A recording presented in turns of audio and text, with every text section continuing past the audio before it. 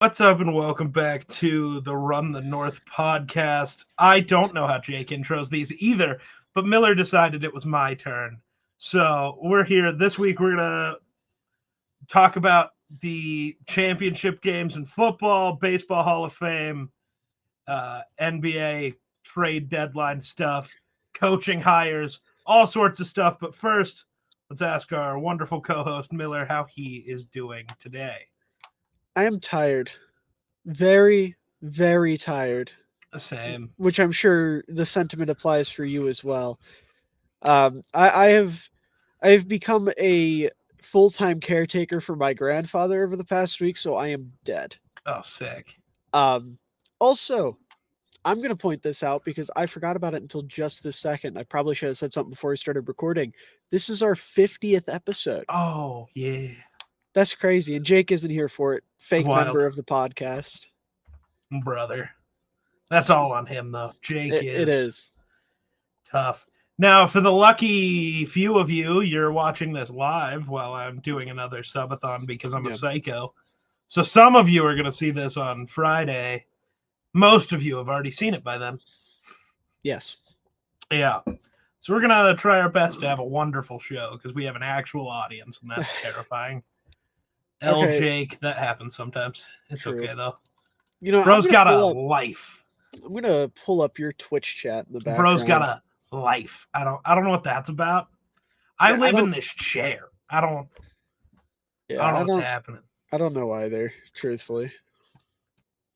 Well, hey man, you're the one who pretends to be busy sometimes too. You be doing the pretend sometimes. All right, so how are we going to start this off? Do you want to do your baseball thing first? Sure. So what is baseball's Hall of Fame? Because there's the Pro Football Hall of Fame. Is it not just is it just the Baseball Hall? I don't think it's MLB. I think it's just called the Baseball Hall of Fame. Let's find out. Miller. It is the Baseball Hall of Fame. The National Baseball Hall of Fame and Museum in Cooperstown, New York. Yes. So 3 new people have made it to Cooperstown. There's a chance that Miller Football has heard of all 3 of them because they're all fairly recent players. You had the guy with the most amount of votes, Adrian Beltre, former Texas Ranger. Then you had the 2 guys who are the reason I care about this. The Minnesota Twins catcher, Joe Mauer, and Colorado Rockies legend, Todd Helton.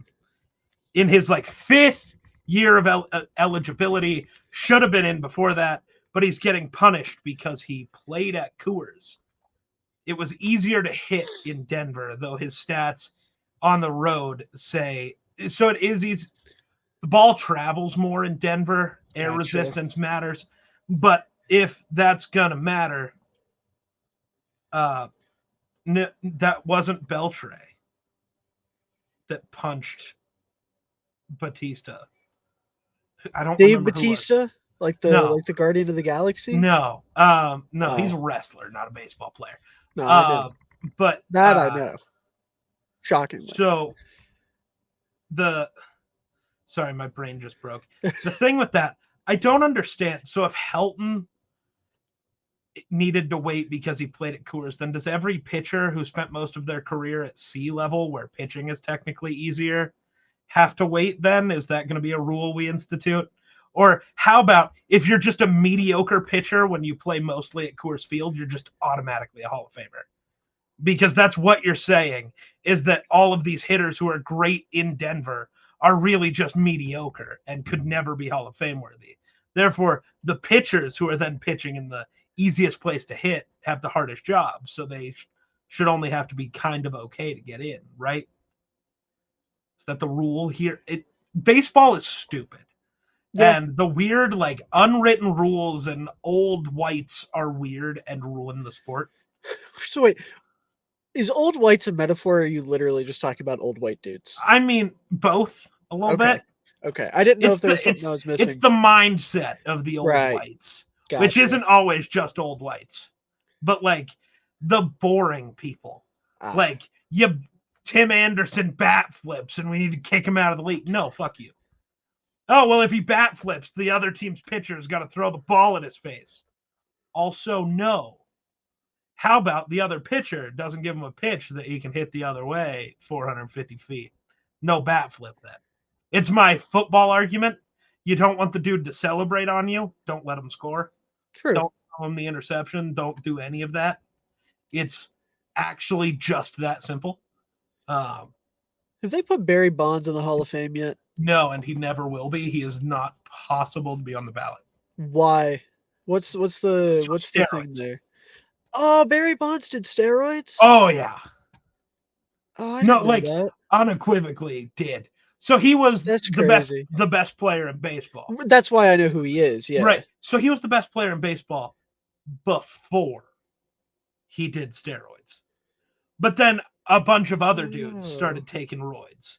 And people were like, oh, maybe they're better than Barry. And his whole thing was like, I'm so much better than them that you're comparing them on steroids to me without them. Let me show you what me on steroids looks like. And he had the 73 home run season, became the greatest hitter ever. Because, yes, being on steroids, big bad, allows you to hit ball far. There's still the skill issue of baseball. The hardest thing in all of sports is to hit a baseball.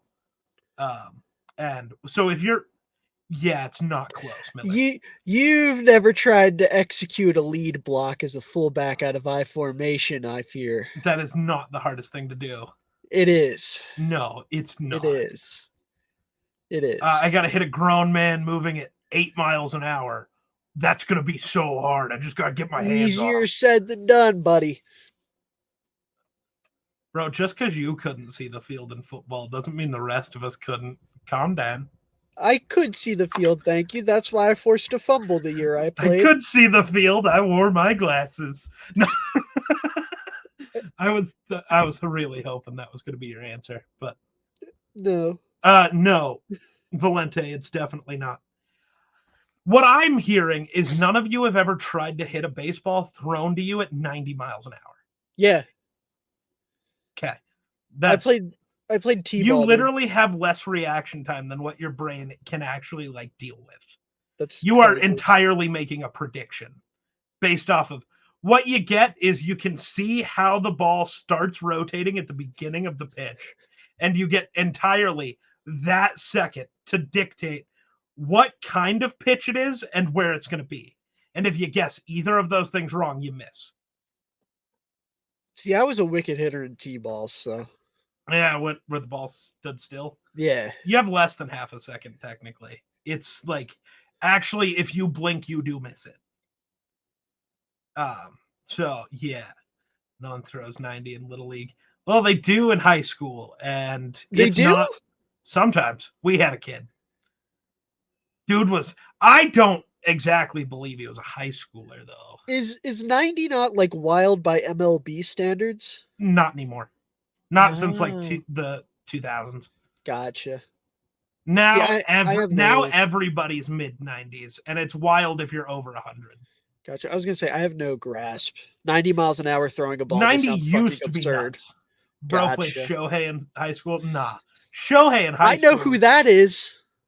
I know Shohei Ohtani. The GOAT. He's the GOAT. I know who he is.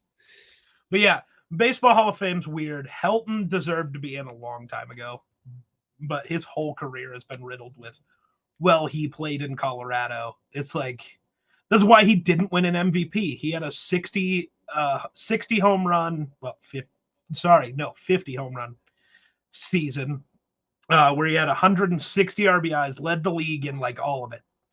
And I think that was the year he batted 385 on the season. So almost 4 out of every 10 balls that were thrown at him, he hit. Which in baseball is incredible because the Mendoza line that we consider average is about 2 out of 10. Really? It's that because low? It's the hardest thing to do in all of sports. Wow. Well, so there's the actually hitting it part, and then there's having the defense not catch it. Right. So there's the second level on top of that. So yeah, because you don't get credit for making contact. You only get credit if you reach base. So yeah, baseball's wild. And baseball's Hall of Fame is genuinely like harder to get into than like the NFL Hall of Fame is easy in comparison. I was gonna say I always thought the NFL Hall of Fame was like pretty strict. So that Compared to must be a baseball, lot. not at all. Gotcha. But then compared to the NBA, the NFL is the hardest thing to get into. Well, I was ever. gonna say because the But NBA, it's basketball's basketball Hall Yeah. of Fame. It's like any contribution to basketball counts Yeah. towards your legacy. Like, Which is wouldn't why, Luka like, technically already be a Hall of Famer if he Oh, for retired sure. because of what he did in the Euro League? It's just like people, Carmelo Anthony can't be a Hall of Famer. It's like, look at what he was in college. Like, yeah, he is. He's easily a Hall of Isn't Famer. fucking Christian Laettner in the Basketball Hall of Fame? I think so. I'm gonna look that up. Oh, you 'cause got it. Cool. Christian Laettner was mid as hell in the NBA. I know Yeah. that. Fuck that guy. While we're speaking on the NBA, Ew, I don't like that. They're listening. I put in Christian Late and it said Christian Laettner Hall of Fame. yeah, immediately. they're definitely listening, dog. Uh, You should have seen it when I was on 2010, Amazon earlier. yeah. Yeah, okay. Oh, but he okay. His induction is a little fraudulent though, because they just inducted him as a part of the Dream Team because they put the whole Dream Team in. Oh, so it's fraudulent, but he's in there. Yeah, Can't take Luke that away May from him. better. He's a Hall of Famer. Can't take it away. Hold on. Trade tracker. There we go. ESPN got me. Nobody got me. ESPN got me. So Kyle Lowry and a 2027 first from go to Charlotte, and in return, Miami gets Terry Rozier. I don't know how I feel about this. I mean, good for Charlotte. They're a young team. They suck. Getting a pick's cool. Kyle Lowry's probably getting bought out, if I'm honest. There's a world where Kyle Lowry's in Miami again in a week. Yeah. Or he's like in LA, or he goes back to Toronto to just retire a rap. What? What? Oh, okay. That's just college basketball Hall of Fame. I was gonna say I about had a stroke. Tyler Hansbrough showed up for. Oh. I looked up North Carolina Tar Heels in the Hall of Fame because I was curious, and it sent me right to college and showed me Tyler Hansbrough. And I was like, "Whoa, that's it. He's the only deserving." Oh, okay, yeah. Just throw Bob McAdoo, James Worthy, Vince Carter, Antoine Jameson. I guess none of them matter. No, not at all. Okay. Vince Carter tarnished his own legacy by playing for 84 years. Yeah, you're just salty. Longevity, baby. Not really. The Toronto Raptors traded away Pascal Siakam. Jake is somewhere crying. The Pacers sent 3 first-round picks: Bruce Brown, Jordan Nwora, and Kira Lewis Jr. Oh, that just happened. Wow. Yeah, who they had just received as part of a trade for from the Pelicans, which is weird. But yeah, I don't know. Pascal's going to be great for the Pacers. If I'm the Raptors, though, I still don't know why I'm trading Pascal. He's young enough and good enough. Like, I don't know. Feels weird to me. But whatever. You wanted to blow it up, you blow it up. I was going to say, did he not want to be there? Maybe. Or it's just like, sometimes you just want to blow it up. Fair. And that just is what it is. Is that like the only piece of the Raptors would feasibly have to trade to blow it up? Like, do they have a bunch of young players? Already did. I think they I know they've got Scotty Barnes. Like, that's their young core guy, right? Yeah, he's very young, though. Well, that's what I mean. Like, outside of their young core, they had OG Anunoby. They traded him, but that's basically it outside of that, I believe. Gotcha. Yeah. That was the only other real piece. And they had already traded OG, which is, I think, what made them want to trade Pascal. I wish someone would trade for Zach LaVine. That would be pretty cool. My goat. What happened to my goat? Kobe White. He's better. They don't play the same position. They're both guards. Shooting guard and point guard are not the same position. I know, but you Kobe cannot White... watch Steph and Klay Thompson play and say those two do the same things. Okay, but they have like, well, yeah, but they're totally different like types of players. It's not even a position thing. It's just Klay's a spot up shooter. Steph is a facilitator. Like he runs the floor. Kobe White's not like a facilitator. He's just a shooter. He's just or not even a shooter. He's just a straight scorer. Zach LaVine's a shooter. Well, Zach LaVine's weird. He's a good 3-point shooter and a great dunker, but he's not. Yeah, he has no mid. He's not mid. Yeah, Kobe just is like like if we were talking like 2K archetypes, Kobe's like a 3-level scorer. and Zach's like a slashing shooter. I've watched a couple Bulls games this year, believe it or not, because I'm following Kobe White. He is the truth. He is my savior. Yeah, Warriors' assists are flawed though, because their team is incredibly pass heavy, except Clay. Clay touch ball, Clay shoot ball. He literally dropped 60 dribbling the ball 17 times. I want to point out, when I say facilitator, maybe that was the wrong word. I meant like he runs the offense. Right. Even if I'm not saying Steph is averaging like, I'm talking to Caleb. I saw his fucking comment. I'm not saying Steph's Chris Paul. I'm saying Steph runs the offense, and 90% of the time it just results in the ball coming back to him and him shooting it, or him crossing somebody up, or hitting a step back three or whatever. I'm not saying that Steph is Chris Paul or John Stockton, but he runs their offense, does he not? Yeah. Does Steph not bring the ball up the court and get everybody set? Uh-oh. Caleb's getting schooled in basketball by Miller. That's a problem. Uh-oh. It's Jover for Caleb.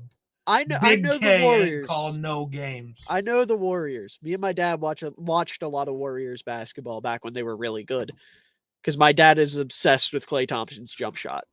Valid. Yeah, because it's beautiful. They literally did do you remember Sports Science? Yeah. Yeah. The Sports Science episode on Klay Thompson. I didn't know they did a whole episode on him. He made 8 out of 10 3-pointers in the fucking dark, bro. It's just automatic. It's the perfect, like, fundamental shot. You tell him which direction to look. You point him the right way. He can just take threes, and he's making them all day. Yeah. Which is why it's so sad that injuries might have. I know. I saw a clip on Twitter of him the other day running down the court. Yeah. It's so sad. It is. It is. It's very, very sad. Let's see. Trying to think. There's not really other big trades. I mean, OG Anunoby going to the Knicks is cool. RJ Barrett gets traded back to the Raptors, which is very confusing. He went to Duke. Big dumb idiot guy. Okay. Bro hates Duke for some reason. Because I'm a North Carolina fan. Okay. Is that a real rivalry that matters, or is it? Yes. Okay. I don't watch college anything. This guy. Pay your players, and maybe I'll watch your sport, weirdos. Well, that's not up to me. I don't make that decision, so. Well, if more people would just speak with their time the way I do, we'd have a better world. Sorry, I'm too busy watching Armando Bacot be the greatest rebounder in college basketball history. They do get paid. The top guys starting to get paid in the last year doesn't count.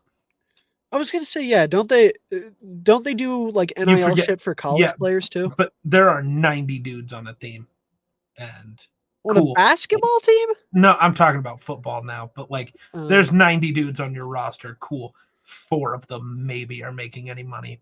That's not what I'm talking about. You have by far the most profitable sport in the U.S. Like, it's not even close. Oh. And so, yeah, I don't know. Well, they got scholarships. Yeah, maybe like 4 of them. Oh, God.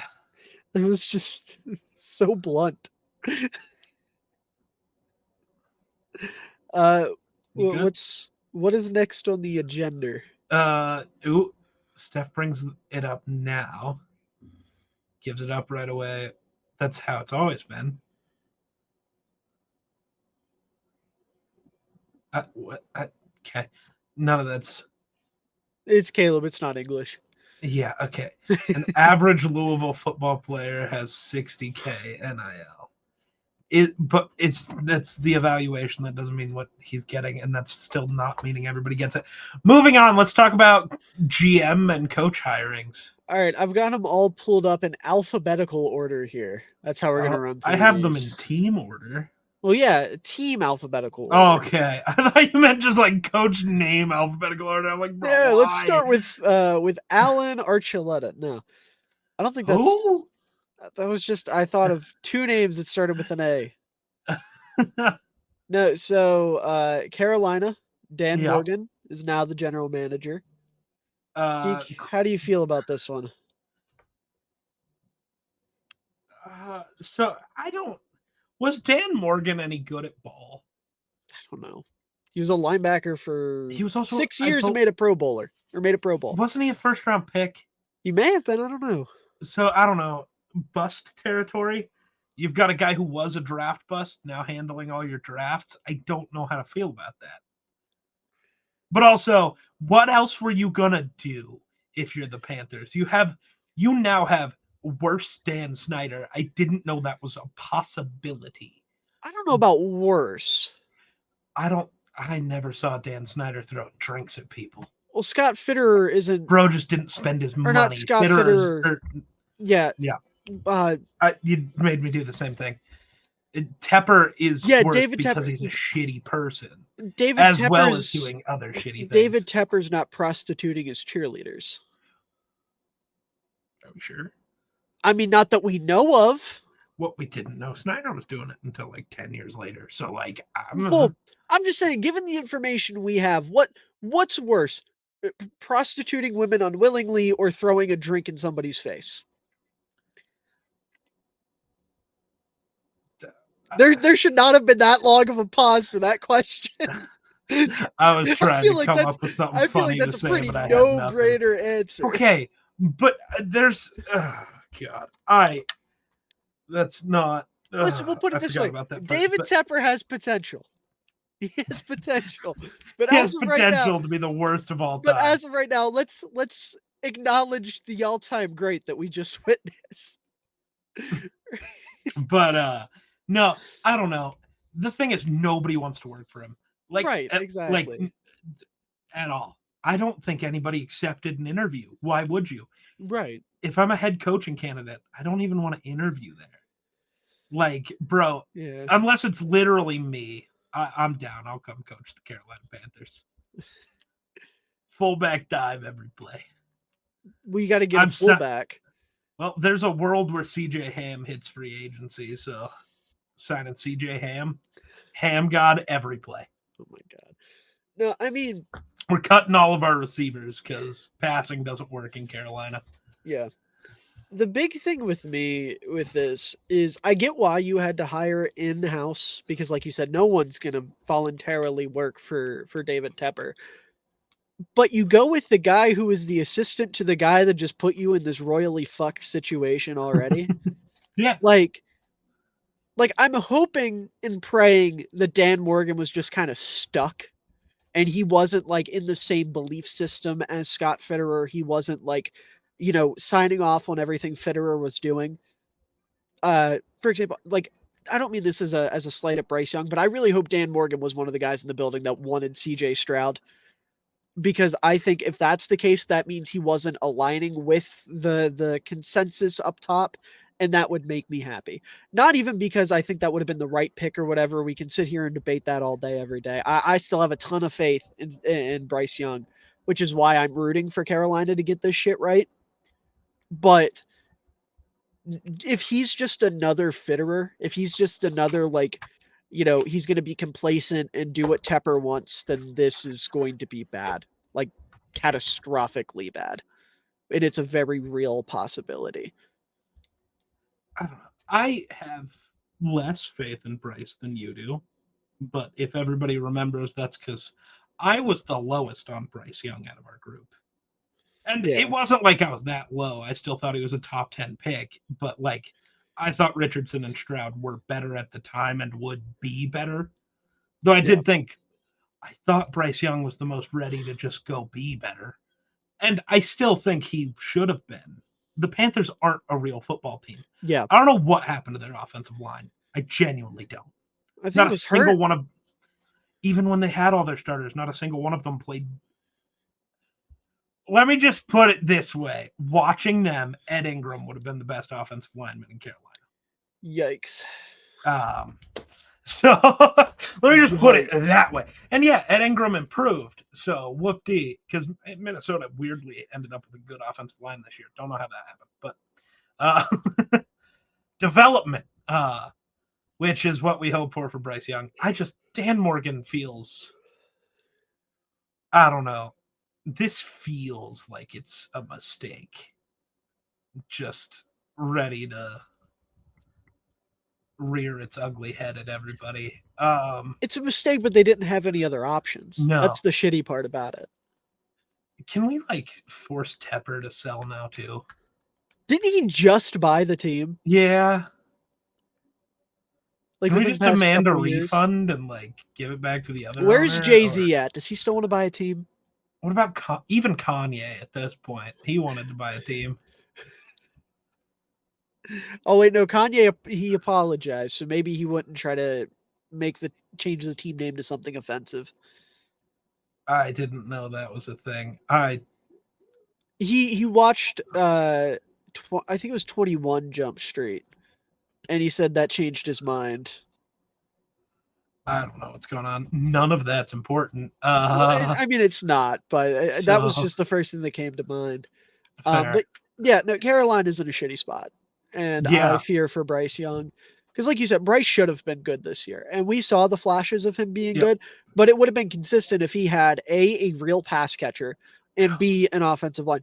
I'm sorry, geriatric Thielen should not be your number one under any circumstances. No, should he be your number one? No, but he's still a real pass catcher. Not as a number one. He's not a serious number one. But he's still a serious receiver. He just needs to be a serious 2 or 3. He needs to be a serious 3. You can be okay with him as a 2. You have a bottom half of the league offense if he's your 2. I don't I mean, he was literally in a top 5 offense a year ago. So I disagree. Yeah, and this year Thielen looked substantially worse than last year. No. I think he did. He definitely looked better because he was in a position to even make a catch. Well, I mean in terms of the way he was moving, obviously. He looked better this year. Well, he couldn't get open. Maybe I need to go back and watch Thielen last year then, because there's a reason why I was so high on KJ Osborne. It's because he looked like he was twice the player Thielen was. Interesting. Okay. Yeah. But moving into the next thing, I get to announce your team's hire. Ha ha. The Chicago Bears have hired Shane Waldron to be their offensive coordinator. The internet tells me this is bad. Seahawks fans tell you this is bad because no team likes their offensive coordinator. I also don't like my offensive coordinator, but I love the guy who calls our plays. Right. Our offensive coordinator got a DUI. And if you're a fan of an NFL team and your coach isn't the play caller, so not Minnesota, San Fran, Miami, any of those teams like that, you hate your offensive coordinator. It's like a rite of passage. Valid. The only Seahawks fan opinion that I care about, Jackson Powers, the man himself, he liked the hire. He likes Waldron. That's what matters to me from a Seahawks fan. That's fair. No, Waldron, the reason they don't like Waldron is because last year their offense looked rough. But if you really, specifically on third down and in the red zone, they struggled. If you go back and look at Seattle's offense, which I've been going back and forth about making a video specifically breaking down tape on it because I think it's really interesting to look at. Their offense on third down was rough because their offensive line was really bad. So what Waldron would do is he would run a shit ton of 12 personnel. 12 and 13 personnel. They were 26% of their offensive snaps were out of 12 personnel, which was by far and away the highest in the league. And he would keep that extra tight end into block and run pretty much exclusively quick throws on first and second down in an attempt to hide his offensive line because it was that bad. Then you get to third down, you don't really have the luxury of hiding your offensive line because you got to get the yards. You got to send everybody out you can. So on third down, the offensive line would show its true colors and it would be a mess. Same thing when you get down into the red zone. It's a lot harder to hide a bad offensive line in the red zone. Mm-hmm. So Waldron last year was a victim of a bad offense, but even then the Seahawks offense was top 12 in EPA per play. They converted the most second downs into first downs in the league. They were one of the most efficient offenses on first and second down. And then 3 years before that, when he was the offensive coordinator, when the offensive line looked better, they were top 10, top 12 in EPA per play. They were the most efficient deep ball team in the league. Waldron's a really good play caller. He just got stuck with a really bad offensive line last year. Didn't Drew Lock start games for them this year? Yeah, and Yeah. Drew Lock looked okay. Right. That I don't know. That might be enough knowledge for me. Right. I will say the thing I Yeah. like too about this hire that's not necessarily related directly to like, Waldron's ability or Waldron's offense and things like that is this doesn't necessarily tip your hand too far into either Caleb or Justin because Waldron's offense is just better Getsy. It's a McVay tree, Shanahan tree offense. I feel like it does tip your hand a little bit. I don't think it does. That it's neither of them. I Okay. think it tips it that it's Drake May. I mean, I don't disagree. I'll put it that because that like May feels fits the more best. correct. Right. May fits the best in Which this I offense. hate because I know Kwesi wants to go up and get Drake May. He's not going to be able to do it either way.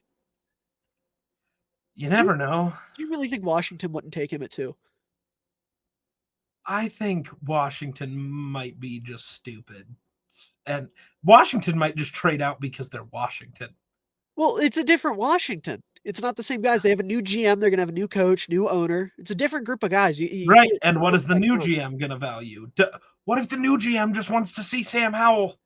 And I mean, again, maybe, but I don't. And just like get a real left tackle when there are 2 generational ones in this class.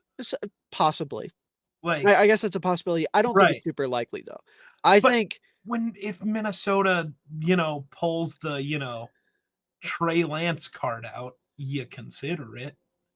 I guess. I don't know. Let me put it this way. If you I'm not saying it's super likely. Let me ask you this. Taking the Minnesota out of it, right? If you were a GM of a team, just like brand new GM, you're sitting at the second pick, you have a chance to grab one of 2 borderline generational quarterbacks. Both of them would be the best quarterback in the last 3 draft classes.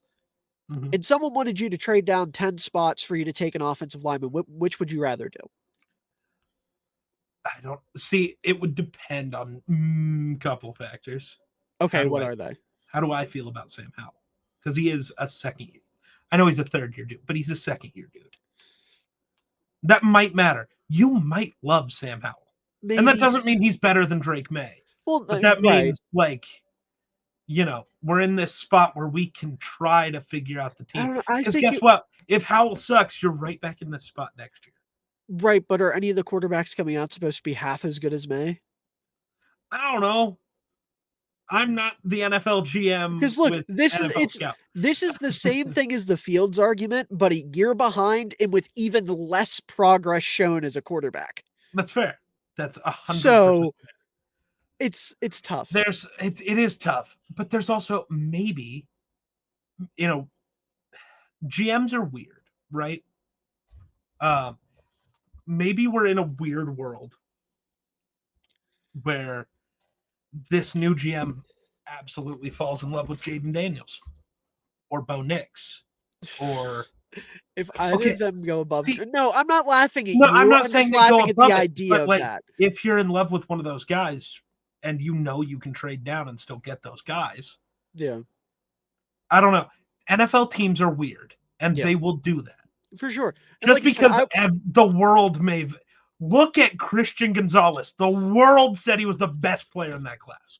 Yeah, true. And he fell to 17.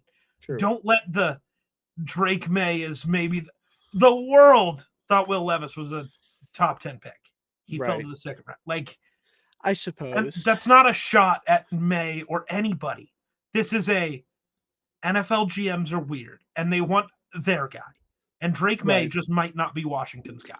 I suppose. But again, the main point here, we'll talk about Washington later because we do have to talk about them hiring a GM. Yeah. I definitely agree that May would, out of the quarterback options, fit the best in this type of offense. But if Chicago's married to the idea of Caleb or Fields, which I don't think they are, I don't think anyone should be, because I know you're not going to like me saying this, but I really do think May and Caleb is 1A, 1B. It's not that close. I think it is. I wholeheartedly think that's like saying Mahomes Allen is 1A, 1B.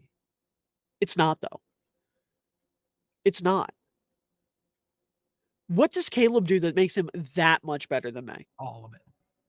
All of it. May is not better at a single thing.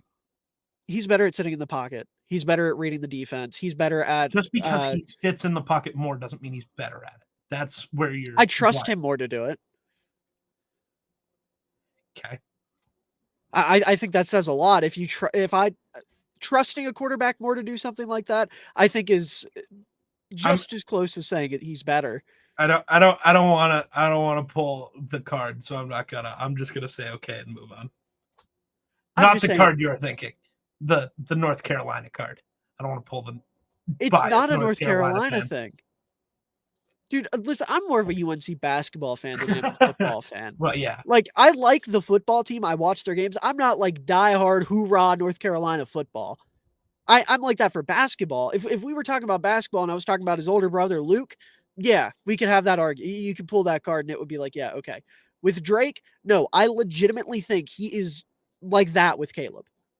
I still think Caleb is, like, when I say 1A, 1B, wild to me, though, I don't know. And it doesn't mean you're wrong, but it's like you are basically the only person with that opinion by watching film. The only other people with that opinion go, Caleb painted his nails, so he's not. I can tell you right now that's not true. I know of a couple people that we know and respect that feel that same way. I'm not going to call them out by name, but from having conversations about them. And again, when I say it's 1A, 1B, I still think Caleb's 1A. Like, I still think Caleb's a little bit better, but I really the biggest dream for me is that somehow Chicago, either way, trades out. Well, trades out sucks. I want them to take Drake May. That is my biggest dream. You want to be subjected to the second best quarterback to come out in the past 3 years? 100%. You want to be subjected to Justin Herbert with talent around him. And a bigger, or arguably just as big of an arm, if not bigger. Because then I get both either Caleb Williams, either Washington pulls a Washington and is really dumb because they don't like Caleb. Because I think there's going to be a large section of the NFL that acts like the weirdo fans.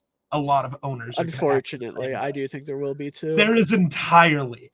I would give literally anything to move up to get Caleb right now. But see, I don't even think, like, when you say the weirdo fans, do you mean everything, or do you just mean like the immaturity bullshit? No, the weirdos, he cried and painted his nails. I don't think the NFL will look at it like that, but I do think there's going to be a lot of teams that look at it as like he's immature and his ego's out of check, and which none of that's true. Based, I know it's not. I know it's not, but there's way too much conversation about it. I think there are. NFL owners are the old whites that have problems with people. So I don't know. They not hire all dudes of them, but some of them. They hire dudes that beat their wives and kill people. I don't think painting nails on a generational quarterback is going to be a deal breaker. Dog, I mean, come on now. There a lot of things are deal breakers to weird NFL owners. Either way, I know. NFL owners are weird. That's the point. The whole point I'm trying to make is, and I want to make it clear too, the 1A, 1B, that's not a slight at Caleb. I think Caleb's fucking incredible. I'm just that high on Drake. Like, I really do high on Caleb, and I think it's just because I've watched a lot more Caleb. And that's fair. 3 years of Caleb. This year's Caleb, I would agree.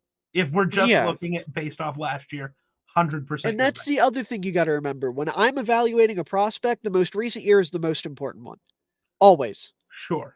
That's how, unless there's some big caveat like he was hurt or he didn't, he missed half the year or, whatever. I feel like team regression matters when you're a team regression matters, right? Which is why he's still above Drake. Right. I guess that's fair. That's fair. If I was just going off this past year, I would be saying Drake may QB1 until the cows come home. I don't know. I would. I personally would.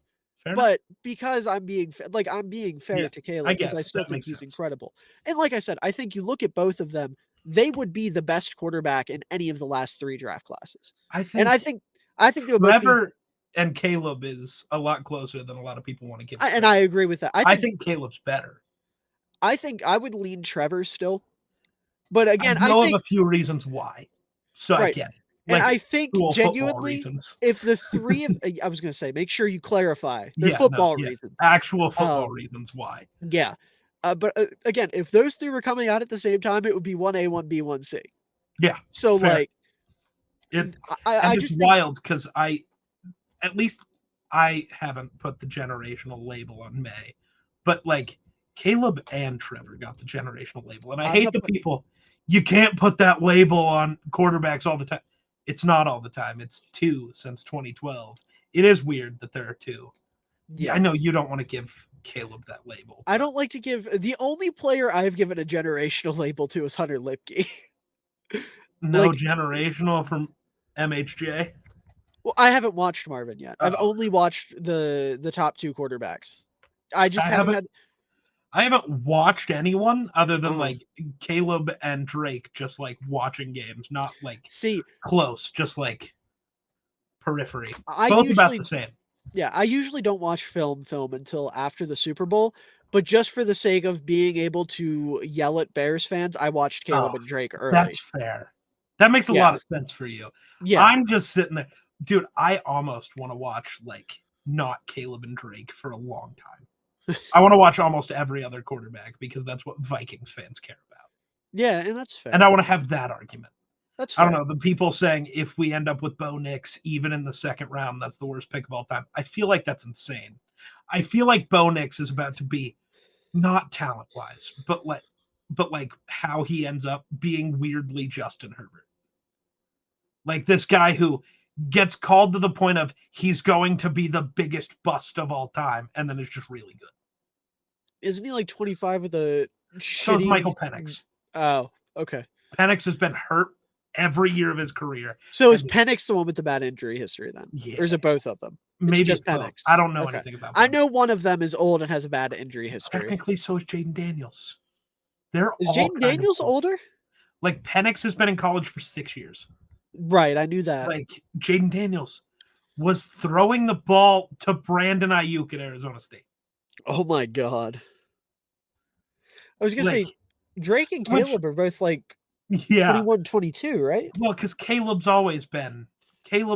was Trevor in that way of he's always been the guy.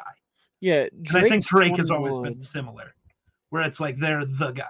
Caleb still might be 22 or 23 though. Caleb's 22, but his birthday's a couple months later. So Drake and Caleb will be 22 at the same time for like 2 months in the NFL. Yeah. Ew. Back to the I just realized. Hold on, I just realized. Oh no. Drake May is hold on. He's half a year older than me. Yeah, most players are younger than you now. Welcome to the real world. No, they're not. No, they're not. I still have a year. Because 21's young for a draft prospect. Oh, speaking of birthdays, me and Jake both just shared one, which is still the fucking weirdest thing. Yeah. The dude I met and decided to co-host a podcast with has the same birthday as me. Not same year, luckily. Yeah. Because that'd be weird. But, yeah, I don't know. Waldron's a good hire. Bears fans are dumb. What I've realized, if you're an NFL fan on the internet, Twitter, Instagram, Facebook, you're a moron 95% of the time. Yeah. We still got people out here literally daily calling for Kevin O'Connell to be fired. Dog. I was one of those people saying LaFleur needed fired. But that's because there were like some actual concerns there that you could like actually like talk about. And he proved all of them wrong. Good on him. Good on the Packers. But Kevin O'Connell, what's the concern? He didn't stop Kirk from getting hurt? That's a problem. Players are too soft under Kevin O'Connell. That's the issue. No, you know what's too soft? What? Lambeau's field because of all the heaters underneath it. Many players have complained. That's like the only grass field that any player has ever complained about. Yeah. Nobody likes Lambeau. Burn it to the ground. Thank you. But moving on, Dan Pitcher. Oh, sorry. Go ahead. Well, I was just about to say, yeah, Waldron, good. Very, very happy. 12 personnel with Cole Kmet and Kari Blasingame about to go crazy. Sure. For sure. Kari will be the tight end too. Oh, sure. Dan Pitcher, new offensive coordinator for the Bengals. They just promoted their QB's coach. Yeah, that's why. Who? I mean, I don't know who that is, but cool. He'll probably be fine. I was gonna say he's been there for a couple years. He helped with Burrow. He made Jake Browning look pretty solid. So, in-house guy, already familiar with your quarterbacks, already familiar with your offense. I doubt much is going to change. Ooh, I didn't see this one. Huh. The Jaguars hired Ryan Nielsen to be their defensive coordinator. He was the Falcons DC this last year. Which is huge because the Falcons defense was awesome. And everybody thought it would be bad. So, like, good move. Good move. And the Jaguars defense was their downfall. Yeah. That their receivers not liking Trevor Lawrence, apparently. Yeah, I don't know. Maybe Trevor just doesn't work hard enough. Maybe the whole take of when he said, football isn't my life, maybe it mattered. Maybe dude just doesn't care enough. Cringe. Yeah, I know, isn't it? Also, Matt House, who's this fella? Because people say the same thing about Cuzzo because he takes Tuesdays off. He doesn't go into the building on Tuesdays, ever. He's never shown up on a Tuesday. Not one time. Oh. Tuesdays are the day he spends with his family. Oh, well, good for him. He's not committed. Right. Is what people tell me, even though he's been the guy for years. You can say lots of things about Cuzzo. You can't say he hasn't been really good at football for a decade. True. He's been awesome. True. Yeah, he hasn't won a lot of games, but some people struggle. Dan Marino didn't win a lot of games either. Yeah. Matt House, North Carolina legend and Super Bowl champion. Dubs. Coach, solid. Raiders. Listen, Antonio. Okay, let's start before Pierce, we fantastic. Pierce, good work. Now you don't have to trade Max Crosby. Yes. I'm gonna be the devil's advocate. I don't think Telesco is the worst hire. I really don't. I want to walk you through this real quick. Yeah, let's bring it. Okay. The Las Vegas Raiders watched the Chargers build an old roster that accomplished very little in spite of having one of the 3 to 5 best quarterbacks in football. They watched them run it back continuously with a bad coach. They saw this all happen in their division, watched the Chargers mightily underachieve for multiple years, and said, hey, we want that guy to lead our rebuild. Okay. So let me walk you through this as a Vikings fan. Oh, as a Vikings fan. Yeah. Okay. So this matters. This is relevant. Sometimes owners don't let GMs control the team fully. Rick Spielman had Leslie Frazier as his head coach for 5 years and made the playoffs one time. Zimmer missed the playoffs every other year of his career. Had a weirdly bad defense most of his career in Minnesota. The Wilfs didn't let the GM just move on. Are we 100% sure all of that is on Telesco? Because for all the bad, you got to look at some of the good. Look at some of the players he's drafted. I mean, Justin Herbert. You know what the Raiders' biggest need is? Quarterback. Well, I mean, what Telesco's drafted a really good one of? Quarterback. He's one for one. I can name you a couple GMs who are 0 for 10 and still got jobs. True. So, 1 for 1, that's good record. That's great. By NFL terms, that's all-time stuff right there. That's how you become a Hall of Famer GM, is you go 1 for 1 at the quarterback position. Yeah, and I get that, but listen, I don't love the process of hiring a GM who just got fired anyways. Fair. Though, okay, the other thing with that, I get the aging thing, but every team signs aging vets. There's a difference between signing aging vets and putting the crux of your team in the hands of a slew of aging vets on bad contracts that is going to ruin the next GM immediately. Good, fuck that guy. How much of that was just Telesco wanting a new job? or not. Like, listen, what the fuck? The guy who's taking his job. If it comes out that Tom Telesco was not only hindered by the owner of the Chargers, but also was actively trying to get himself fired, like this is a 1980s sitcom where a kid wants to get suspended from school so he doesn't have to go to an assembly, then by all means, I will call you a goddamn genius. But realistically, the odds of that are very slim. So I guess it's within the realm of possibility. Yeah, I don't think. But I don't think it's a I just don't hate likely outcome. Telesco the way everybody else does. It's not like he's one of the worst GMs of all time, and the Raiders are coming off a guy who like maybe could have been. He's not one of the worst of all time, but this is very much like a complacent hire. And That's what the Raiders are known for. I know, Welcome and to that's Mark the Davis. problem. That's my point. But I don't know. I think Telesco can be really good if given. Not if given. I don't know.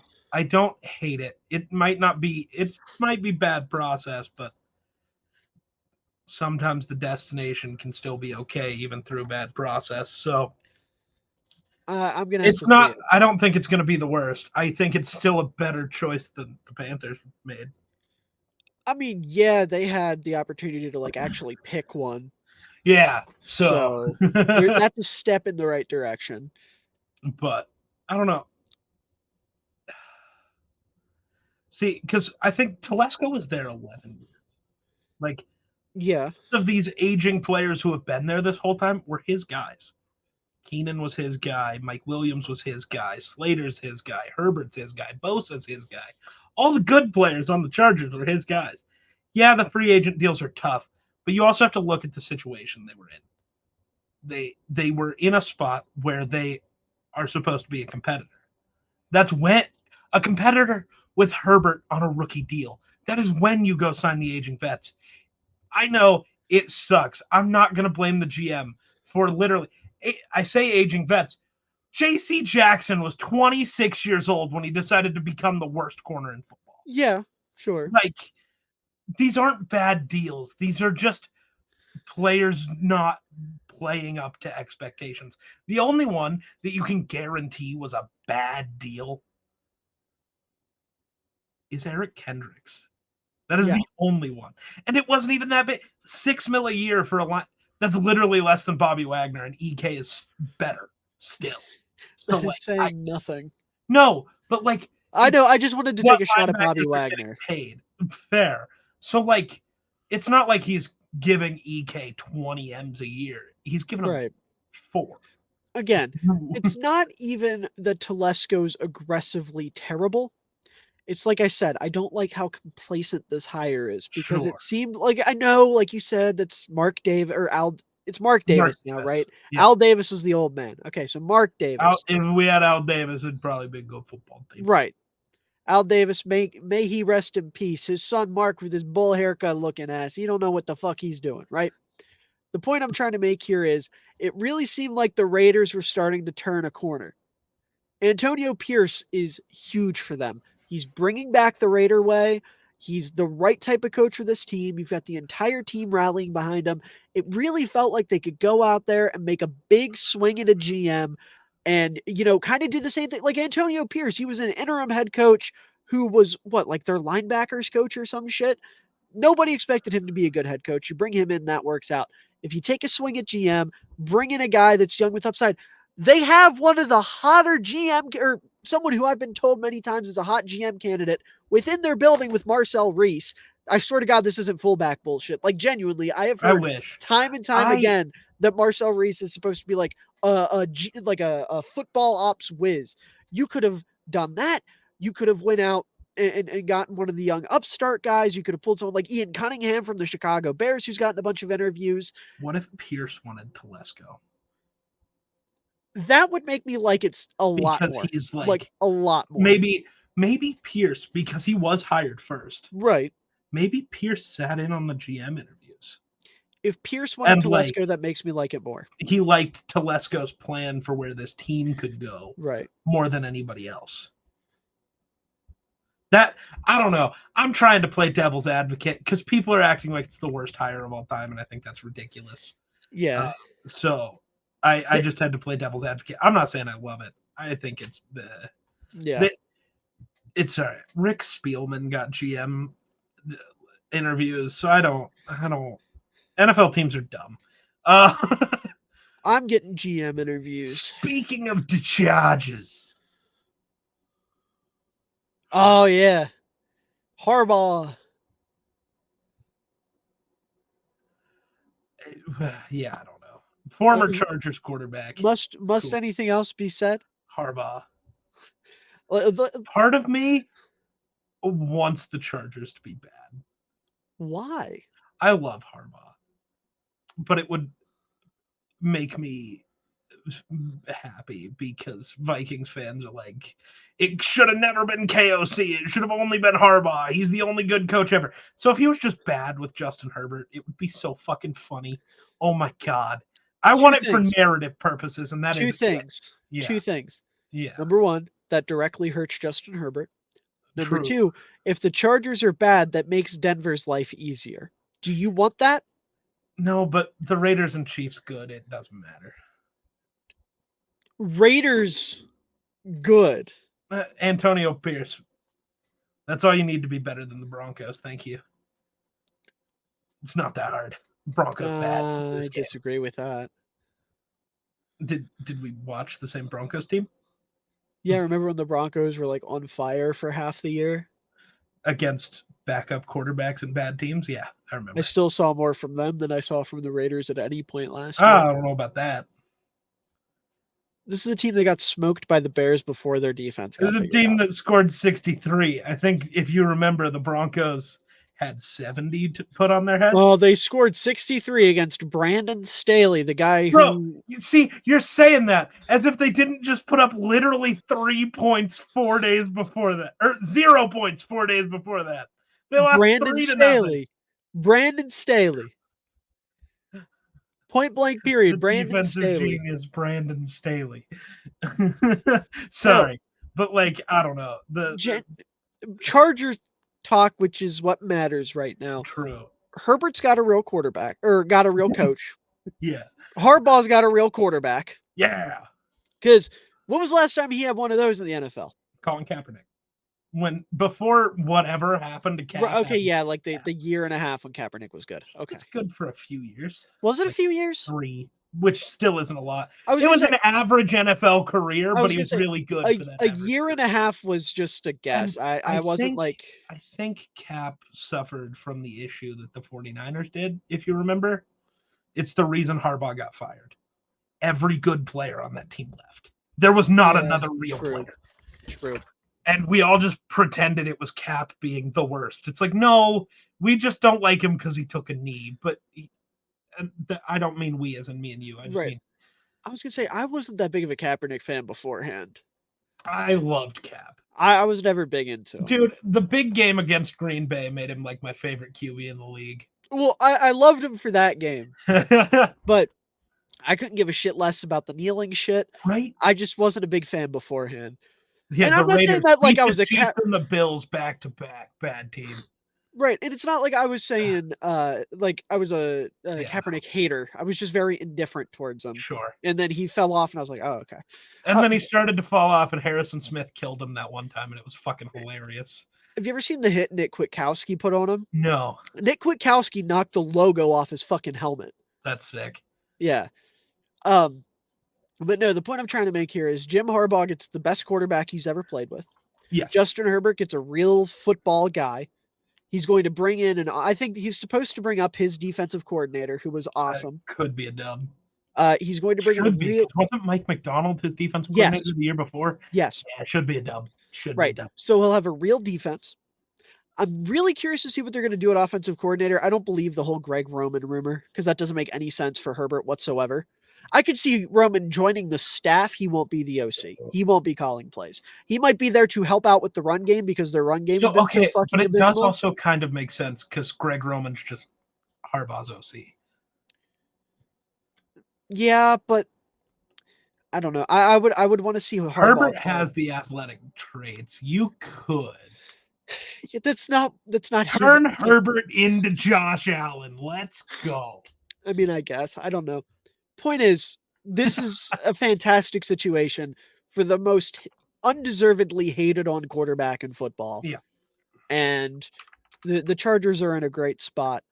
I kind of knew I know Bears fans and you said Vikings fans too wanted Harbaugh. I didn't see that happening. I kind of knew if he was coming back, he was going to the Chargers because this is the perfect spot for Harbaugh. And I think the most ironic part about it is we've been complaining for so long about Herbert doesn't have any help. There's nothing real going on around Herbert. The way Harbaugh runs his teams, Herbert is going to have it's going to be a total opposite. Where what's probably going to happen in terms of media narratives is, Herbert's a Harbaugh merchant. He's too reliant on his run game. He's too reliant on his defense, and I'm gonna fucking hate it. But if that's what it takes for Herbert to win a ring, then goddamn it, I'm for it. Because we all know Harbaugh offenses and Harbaugh teams in general is more where I'm going with that. They're more reliant on their defense and their run game than anything. So it'll be interesting. I love the people too that are saying like the 1,000 IQ play here is for Harbaugh to trade Herbert and go draft JJ McCarthy, which like if you want to do that with the first overall pick, I don't know about that. Nah, he's doing that with the 11th overall pick. Thank you.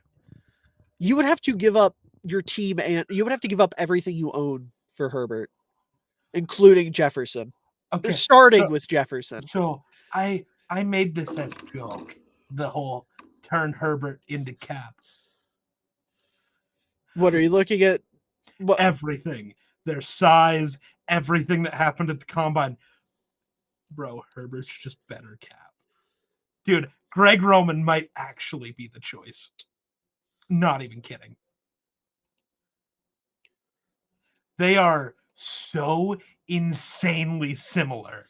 Oh my God. Sorry, that's what caused this whole issue. Greg Roman might be a real choice. I'm just going to throw that out there. Yeah, I know. We all watched him run the offense in Baltimore, and you wouldn't run that offense for Herbert. Absolutely. Listen, I fully believe that Greg Roman could run a good offense if you get a competent pass game coordinator. That's what I'm saying. If you get a guy that just comes in and is like, hey, Greg, listen, all those passing concepts you have where everyone runs to the same spot on the field, we're going to throw those away. Right. Exactly. Just bring him back with Harbaugh. Greg Roman should be their OC. I've decided. I feel like it makes okay. If it after a year it's bad, cool, you try something new, whatever. But oh my God, could it be so good? Actually, yeah, I'm with it. I mean, if you just took Cap and made him twice as good, Harbaugh went to a Super Bowl with Cap. Herbert's probably twice as good and can athletically do everything Cap did. So, like, okay, I just weirdly talked myself into Greg Roman. Shocked, like I said, I don't hate Roman. It's just Roman's got to have the right guys around him. Like, even, I don't know, I didn't hate the idea of him going to Chicago. And that's not the weird, like, biased Vikings fan. Like, yeah, get Roman. No, biased Vikings fan said sign Getsy to a lifetime contract. Getsy's apparently going to the Raiders. He interviewed with the Raiders today or the day before. Yeah. But speaking of competent people, Gerard Mayo with the Patriots. Is he competent?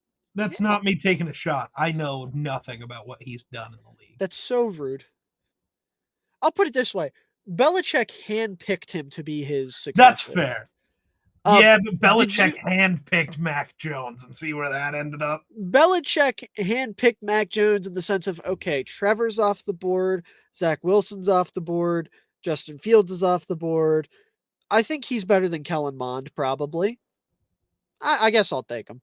If you consider that handpicked, then sure. That's not how you draft. That's not what we do. I don't care how quarterback needy you are. Call Ryan Fitzpatrick and drag him out of retirement. I mean, I'm not saying that like that was his last resort, but I think Belichick went into that with like, we need a quarterback, and he didn't hate Mac. But so Gerard Mayo, My weird thing with that is, like, he was their DC. Cool. You can't give him any credit for the defense. Well, no. Ever. Yeah. So, like, that's what I'm saying. Is like, do we know if he's any good? But here's the thing. Gerard that's Mayo not has me just hating. That's right. just what the valid question. Who would know a Bill Belichick defense better than somebody who played in and helped run it? Brian Flores. Okay. Whatever. The point is, I know none of that's important. Belichick knows. This is going to sound very weird the way I'm going to word this, but I don't know how else to word it. He knows Gerard Mayo inside and out, right? Yep. They are very familiar with each other. Mm-hmm. There's a reason he picked him as his successor. He's coming in with a new energy, a youthful energy that the Patriots haven't had in ever. Dude's 37 years old. He's a former player that's going to bring a level of intensity that Belichick brought, but in a different way. Belichick was, the do your job. That was all Bill Belichick ever preached. You show up, you do your job. Gerard Mayo was one of the hardest hitting, fucking toughest linebackers in football. This is like D'Amico again. That's how I'm looking at this. This is the same type of dude as D'Amico. And Vrabel might make more sense, but sure. And Vrabel, sure. But the thing is with Mayo, you had this picked out 2 years ago. You didn't know the Titans were going to be dumb enough to fire Vrabel 2 years ago. Oh, no. I mean, just like the comparison to D'Amico. Oh, well, yeah. Like, there you go. Literally, that literally made more sense. I just went with D'Amico because it was more recent. Sure. That was my thought process. That's what everyone's thinking about. But yeah, the point is, you get a tough guy, you get a tough-nosed guy in there that's going to bring up the intensity, that's going to fix the culture in New England, because the culture in New England was bad mainly because the play was bad, not because Belichick was doing something wrong. But I mean, it was pretty apparent they needed to split ways. I love this hire for them, and I love even more the fact that they were able to keep it under wraps, because literally this was written into Gerard Mayo's contract a year or two ago, and nobody knew about it until this offseason. That's wild that they were able to keep that under wraps. Yeah. Like, fucking give the Patriots PR team a gajillion dollars. Nothing is getting past them. And then there's the Eagles. Jason Kelce doesn't even announce his retirement, and players are telling Schefter that he retired. Can we just ban Schefter, please? Yes. This is why Rappaport's better. Always has been.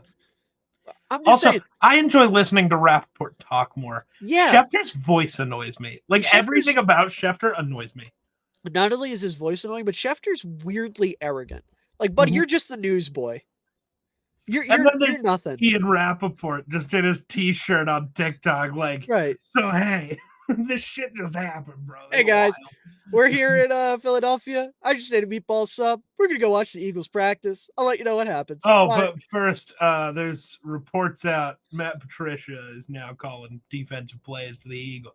That's what he'd do. I'm having this, meatball sub. Matt Patricia's calling defensive plays for the Eagles now. That's pretty weird. He's just like a dude. Right. I love it. Listen, right now, the two giants in NFL media in terms of breaking news, it's Rappaport and Schefter. It should be Rappaport and Pelissero. Yeah. I will die on that hill. Honestly, Pelissero is awesome too. And Ari too, yeah. Yeah. I think I like Ari as more of like not quite an aggregate, but also not an aggregate. What? If you work for NFL Network, you're just better. Which is weird because I've never been an NFL Network enjoyer. But that's also where Schefter got good. He got hired by ESPN and then got all arrogant and douchey. Yeah. Because big company, NFL Network, just better. Yeah. I like their morning show better than everybody else. NFL Network's my goat. I used to like their morning show. I'm not a big fan anymore. I miss the OG Good Morning Football cast. Maybe I'm just an old head. No, I mean the game day. Good morning. Oh, you mean for on Sundays Sunday. And stuff. I mean that morning show. I'm never up early enough to watch it. Steve Mariucci, love that crew. Well, yeah, I mean that group's unbeatable. Good. Yeah. No, so I guess I just Pelissero or Holmes and Watson for sure. I just fucking dissed Good Morning Football for no reason. I apologize. I just miss Kay Adams. I miss when Kay Adams was really, really likable and was on Good Morning Football. You know who I miss? Who? He was on there sometimes, but not enough. Huh. Nate Burleson. Yeah, Nate Burleson. Well, he's like he does halftime stuff now, right? Yeah. Like who is he? Fox? No idea. He's one of. I don't pay attention to any of that because I don't care. I know. I'll see it in passing, but I don't. You know what I want more than anything? Huh? Is a full-time switch to no more of these like national dudes for Fox. No more Aikman and Buck. I just want the home team commentators, and that's it. Every game. I don't know. I like it's more fun. No, I don't. This isn't just a shot at them. No, I want to remove all of them and just have it be the Paul Allens of the world. Listen, because they know more about the teams than any of these national dudes ever will, except for maybe Aikman with the Cowboys, maybe. But like outside of him, they know more. They're just more fun because they actually care about the teams. Like, yeah, it may be biased one way or the other. Guess what? So are the national ones. Who cares? Yeah. Like, do you guys remember the Bills-Vikings game when they were like, these national commentators suck, and just gave Paul Allen the national feed? And everybody went, holy shit, this is sick. This is the greatest call we've ever had. Just do that. No more national dudes. Fuck those guys. You want a job, go work for a specific team. I'll put it this way. If it means I never have to hear Romo say, ooh, I don't know, Jim, then I'm with it. I fucking hate Tony Romo. Roman? I'd rather listen to Greg Roman than Tony Romo. What if put Roman on the call? No, what if Tony Romo and Troy Aikman team up in Dallas? Then I'd never watch a Cowboys game again. I think that's a win for everybody because nobody would watch Cowboys. I like Aikman, though. See, I don't, but that's Aikman. I've noticed Aikman and Buck have this weird hate. When some guys hate other teams and like shit up. Aikman and Buck hate the Vikings, so I hate listening to them. Dude, Collinsworth doesn't like the Bears, and I still like Collinsworth. Really? Yeah. So it's just the way every time they're on, it's just shitting on the Vikings the whole time. Yeah, every time Collinsworth calls a Bears game, I would hate the Bears. I would suddenly hate Collinsworth. I don't have a problem with him. I like him. Him and Tirico are awesome. Hey, cool. The only one I cannot stand is Romo. I hate listening to Romo talk. What happened? He was so good. He was never good. I don't think he was good. I never thought he was. I thought he was annoying as shit from the start. Fair. You know who I really don't like either? Who? Greg Olsen. Thank you.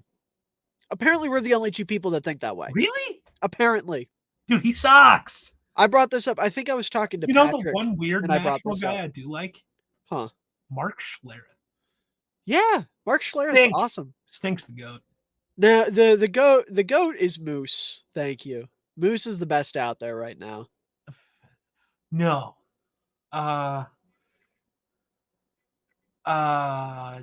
He also commentates basketball. Jim Nantz. No, the one Nico's also obsessed with. Nantz. No. It's not the right. Yeah, I don't know. I can't think of his name. It's not Jim Nantz. No. Because that's Tony Romo's partner. No. Unless there are two guys named Nance. Yeah, no, it's. I don't think it is. I'm like 99.9% I'm so sure that it's not Jim Nance. But Kevin Harlan. Yes, that's who it is. Kevin Harlan. God damn it! Does Jim Nance also do basketball? Does Jim Nance also? He does college basketball. Oh, that's where I got confused. Okay. You do watch more college than you do NBA, so that does make sense that's where your mind would go. That all tracks. Yeah. Harlan's also great. I love him. Harlan is great, yeah. Because he's just got that excitement in his voice all the time. Well, see, and that's, like I said, it's full bias. I like Moose because he's the only broadcaster that talks about fullbacks not named Juszczyk and Ricard. Like, he'll take any opportunity he can to name drop a fullback, and I love it. And every time he does, I forget who his partner in the booth is, but he's like, oh, look at Moose again. He's talking about them fullbacks. He's like, hey, somebody's got to do it. And he's real soft spoken too. I love Moose. I can't Moose wait for one day when it's you. He's like, well, somebody's got to do it. Yeah, that Miller football kid, he's doing it. And you'll go. Check out that Miller. Die. Miller football on TikTok. Look at this, and he pulls up one of my videos and starts like fucking circling it on the teleprompter. We should move on though. We've spent a lot of time. I know. Weirdly, on wherever we ended up, it started as a Patriots conversation. Yeah, Brian Callahan, Titans. Why? I mean, I understand it, but it doesn't move me. It makes less sense. So people didn't like the Kevin O'Connell hire, right? Because he didn't call plays for that 1 year. Right. But except for in the playoffs, in their Super Bowl run, he called the plays. That like literally is a thing that happened that nobody remembers. Callahan's never called a play. Not one time. Yeah. It wasn't his offense. And like Theo making the video about how, well, the offense just caters really to what Burrow wants to do. Yeah, Zach Taylor caters to Burrow, not Callahan. Are we sure Callahan's any good? This is the guy. I know you can never be sure about any coach, but you can, I don't know. And I could eat my words in a year when he leads the greatest offense of all time with fucking Will Levis. I don't fucking know. But like, I don't know. You're following up Mike Vrabel, who's really good. This isn't Mike McDaniel. This isn't a guy who was like, Mike McDaniel, everybody knows, like, he was the guy drawing up the run plays in San Francisco that made Raheem Mostert and fucking Matt Breida look like the best players in the world. Like, there are levels to this. Nobody knew Brian Callahan's name until January 22nd. Yeah, I mean, I think the Titans are a weirdly ran organization to begin with. Like, they brought in Rand Carthen even though Mike Vrabel didn't like him. And they kind of forced that marriage, and that's why Vrabel wanted out, and why they let Vrabel go is because he didn't like Rand Carthen, and Rand Carthen hasn't done anything to prove that he should be the guy there, and Vrabel has done nothing but prove that he should be the guy there. So they made the weird decision, and I think what this probably was just this was one of the only guys that was willing to just like kind of turn a blind eye to Rand Carthen and do what he wanted to do, because it almost seems like they're trying to make the Titans Rand Carthen's team. And they don't want somebody who's going to challenge him. And Brian Callahan being the offensive coordinator for the Bengals, where, like you said, he didn't really do anything. I think he has a history of just kind of going with things. So maybe that's what they're going for. And you can make the argument of, oh, well, he was in the room. He knows what quarterback development's supposed to look like. He's been the longest tenured offensive coordinator in football. He was with Burrow for all those years. He knew what that offense was like. He helped make, we talked about him earlier, fucking the backup, the rookie, Jake Browning. He helped make Jake Browning look competent for a couple weeks. A rookie. He wasn't he's been in the league for a couple years, but it felt like he was a rookie because this is the first time anyone had ever heard of him. Because he'd never been that good. And then like all backups, he played 2 good games and then was bad. Because that's entirely just teams don't have any film on you. So they get some film, they know. Right. It's but QB2 theory. The point is, it's like, this type of move, it's just conservative. It's just like the Telesco thing. This is just the safe move.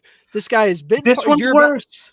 Because you fired a good coach to get here. I'm looking at this in a vacuum, not taking into consideration getting rid of Vrabel, just the hire itself, right? The hire itself, you're bringing in a guy who has worked with an elite quarterback. I think he's worked with a couple elite quarterbacks. I'm pretty sure he has. He worked with Peyton. He worked with Stafford. He worked with Burrow. He worked with. Yeah, because Brian Callahan's whole career is just nepotism, and it works. No, I know. And maybe he's good, and that's fine.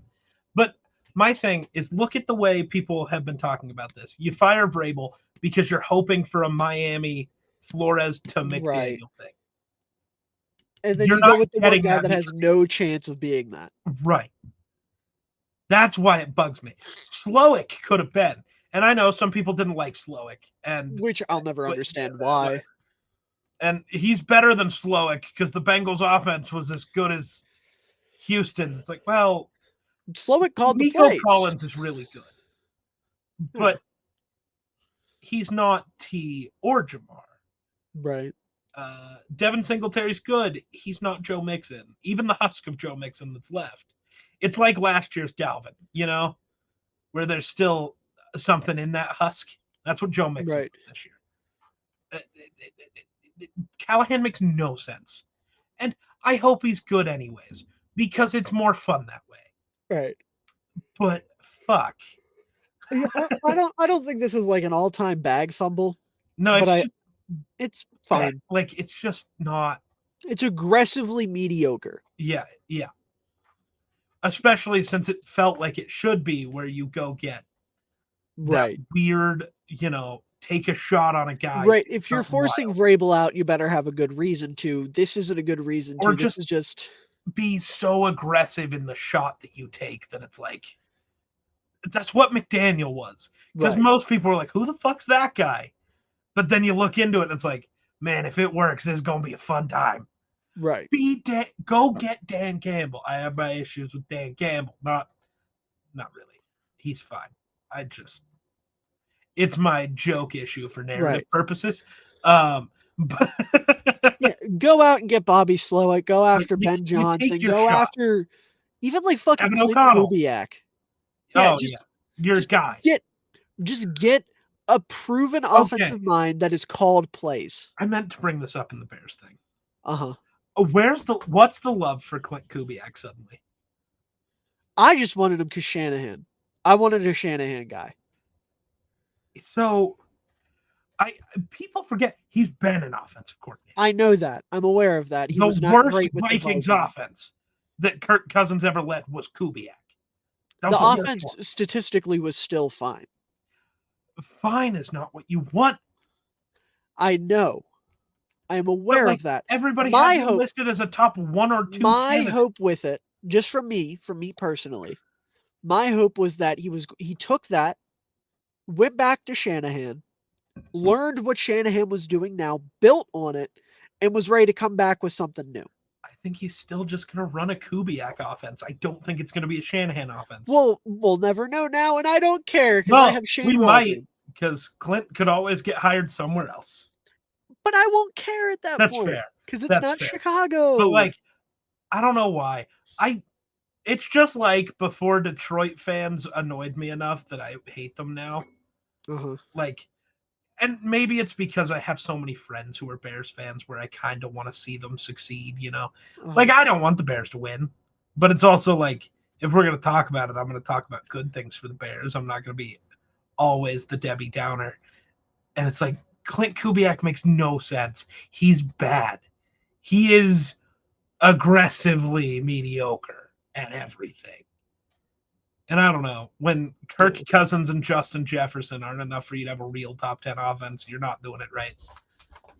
And that was the guy who got Zimmer fired because the offense was no longer good enough to have the team competing. Well, see, what you're not considering was he did it on purpose. He wanted the head coach. He was doing it for the greater good. It's like we watched the offense go from Shermer to Kevin Stefanski to all these different guys and be awesome. And it went Shermer,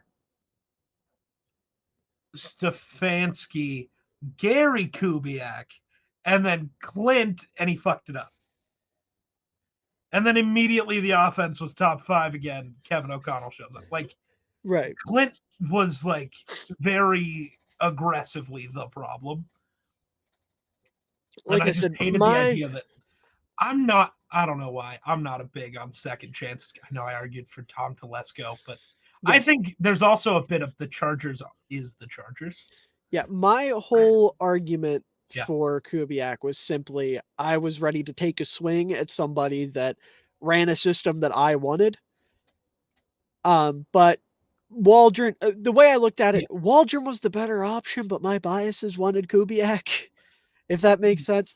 If there was literally any other big Shanahan name out there, they would have been my number one. Because I so desperately wanted the Bears to bring in a Shanahan guy because that's all I want in life is a Shanahan offense in Chicago. But I will take the McVay option with the hope that Waldron sees the same light that Kevin O'Connell did and is like, hey, McVay's cool, but you know what else is cool? Is this guy wearing 35. Sure. Let's get him in here. Now, and like I said, my hope is that he's just going to get worked in when we're running 12 personnel and shit. Now, let's talk about a real Shanahan guy. Yeah. And taking a shot. Adam Peters, the new GM of the Commanders. Yeah. Me like. He's the reason I think he's also part of the reason I think they would move out of 2. I don't think they will. Because they've seen how that works. Yeah, okay. They saw how it works, but they had to have literally everything else perfect first. The Commanders are not there. No, I mean trading out of 2 for the 3 firsts. Like how that doesn't always mean that the other team gets better. And when your team is as bad as the Commanders and maybe going to get worse, there's a chance they move on from Jonathan Allen. And I don't know. We've also seen how it works when you get a quarterback in the worst situation. Justin Fields. I don't even think Washington's that bad of a situation for a quarterback, though. The worst offensive line in football, a bad run game, and an awful defense. Cool, you got Scary Terry. That doesn't move the needle enough. Okay. First of all, ton of money. They can patch up that offensive line. They've got good draft capital. You can patch up that offensive line. We've been saying that for 4 years. They keep signing guys and they suck.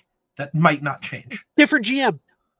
Fair. Different GM. Listen, I get what you're saying. When there's a new guy in town, you can't make that same argument. It's a different guy, different approach, different everything. But it's still, you can make that argument because free agent signings don't always work. Right. Actually, 70% of the time, they don't work. 70% is pushing it.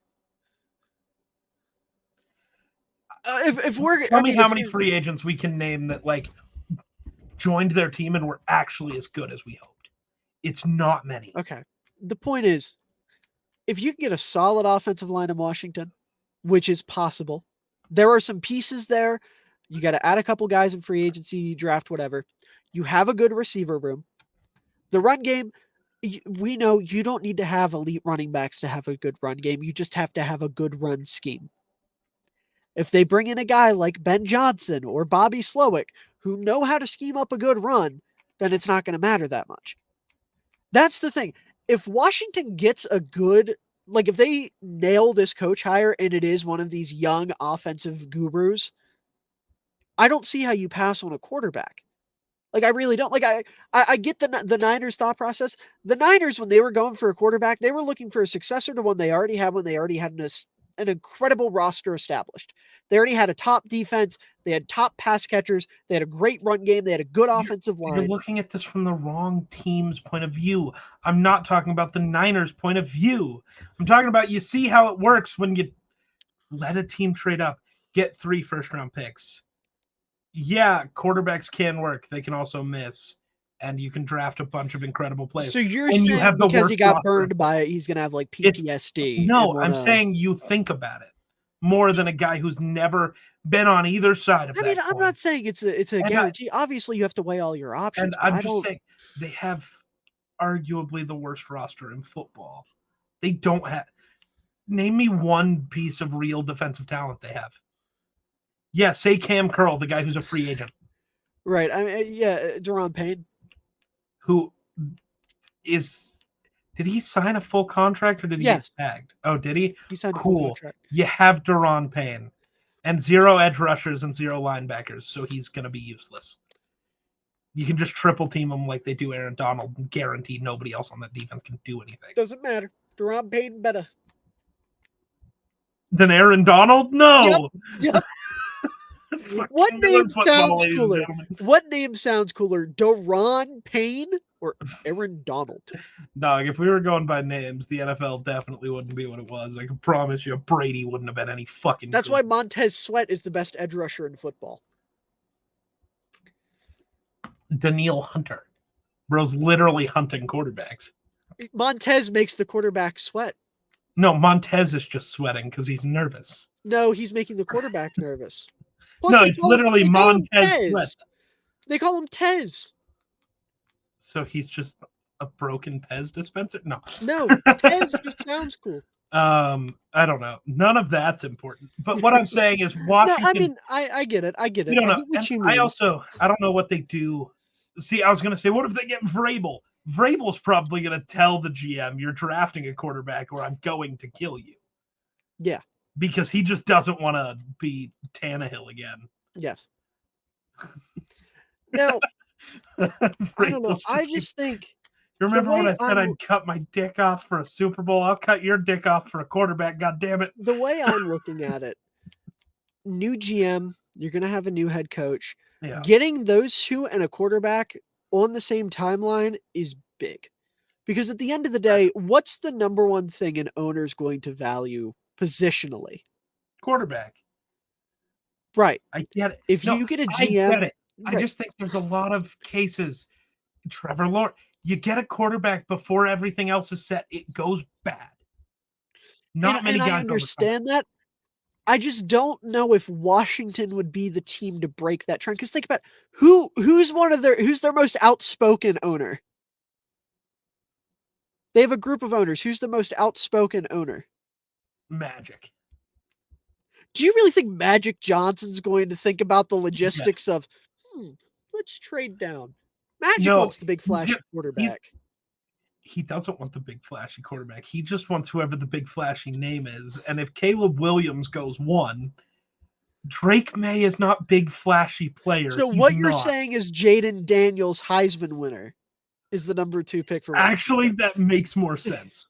Like, not even being ha-ha funny. No, I know. No, even in general. Maybe just even if Caleb falls. Jaden Daniels, big flashy quarterback, Heisman winner. I don't think they'd take Jaden over Caleb. Like, listen, Jaden's got the Heisman, but Magic Johnson's on Twitter. He's seen the Caleb Williams edits. Okay, but maybe he's also seen the hate. Yeah, Magic's gonna do. Magic also doesn't want that guy who's gonna get shit on all the time. Magic's gonna show up to the presser with his nails painted. That would be kind of incredible. That's what it's going to be. Magic and Caleb are going to pull up with their nails painted burgundy and yellow. No, their nails will be painted and just say "fuck Cole." I love Caleb Williams. Yeah, I don't know. It's a good hire. I'm not mad at it. We're getting distracted with stuff that doesn't matter. Yeah. So let's break down some football games because I forgot that was part of our job. Divisional round. Oh, yeah. Unfortunate. Packers fired their defensive coordinator. Big sad. Womp womp. Though I think maybe Ed Donatel gets hired there, so it could be okay. Would be pretty epic. Ravens Texans. Yeah, that's about right. That's what I gotta say about this game. I know we all wanted to have more faith in the Texans, but have you seen what this Ravens defense does to quarterbacks? I love CJ Stroud. Bro's a rookie. And I think if the Ravens win the Super Bowl, we're going to talk about this defense the way we talked about like the 2000 Ravens. Yeah. Can we acknowledge something real quick? Which thing? Dalvin Cook had 8 carries in this game. Yeah. They handed the ball off to Dalvin Cook 8 times. Well, he came in at the end. Like still.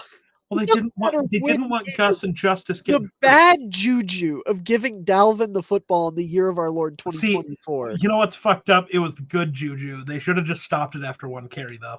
He took 1 for 19 yards. Did he actually? Yeah. He then went 7. I didn't get to watch most of this game. Yeah, because every Vikings fans tweeted that one play. Oh my and God. We're like, maybe we shouldn't have moved on. And I was the guy who just kept being like, yeah. And in the next 8 carries, he gained 10 yards. Fucking congrats, bro. He's awful.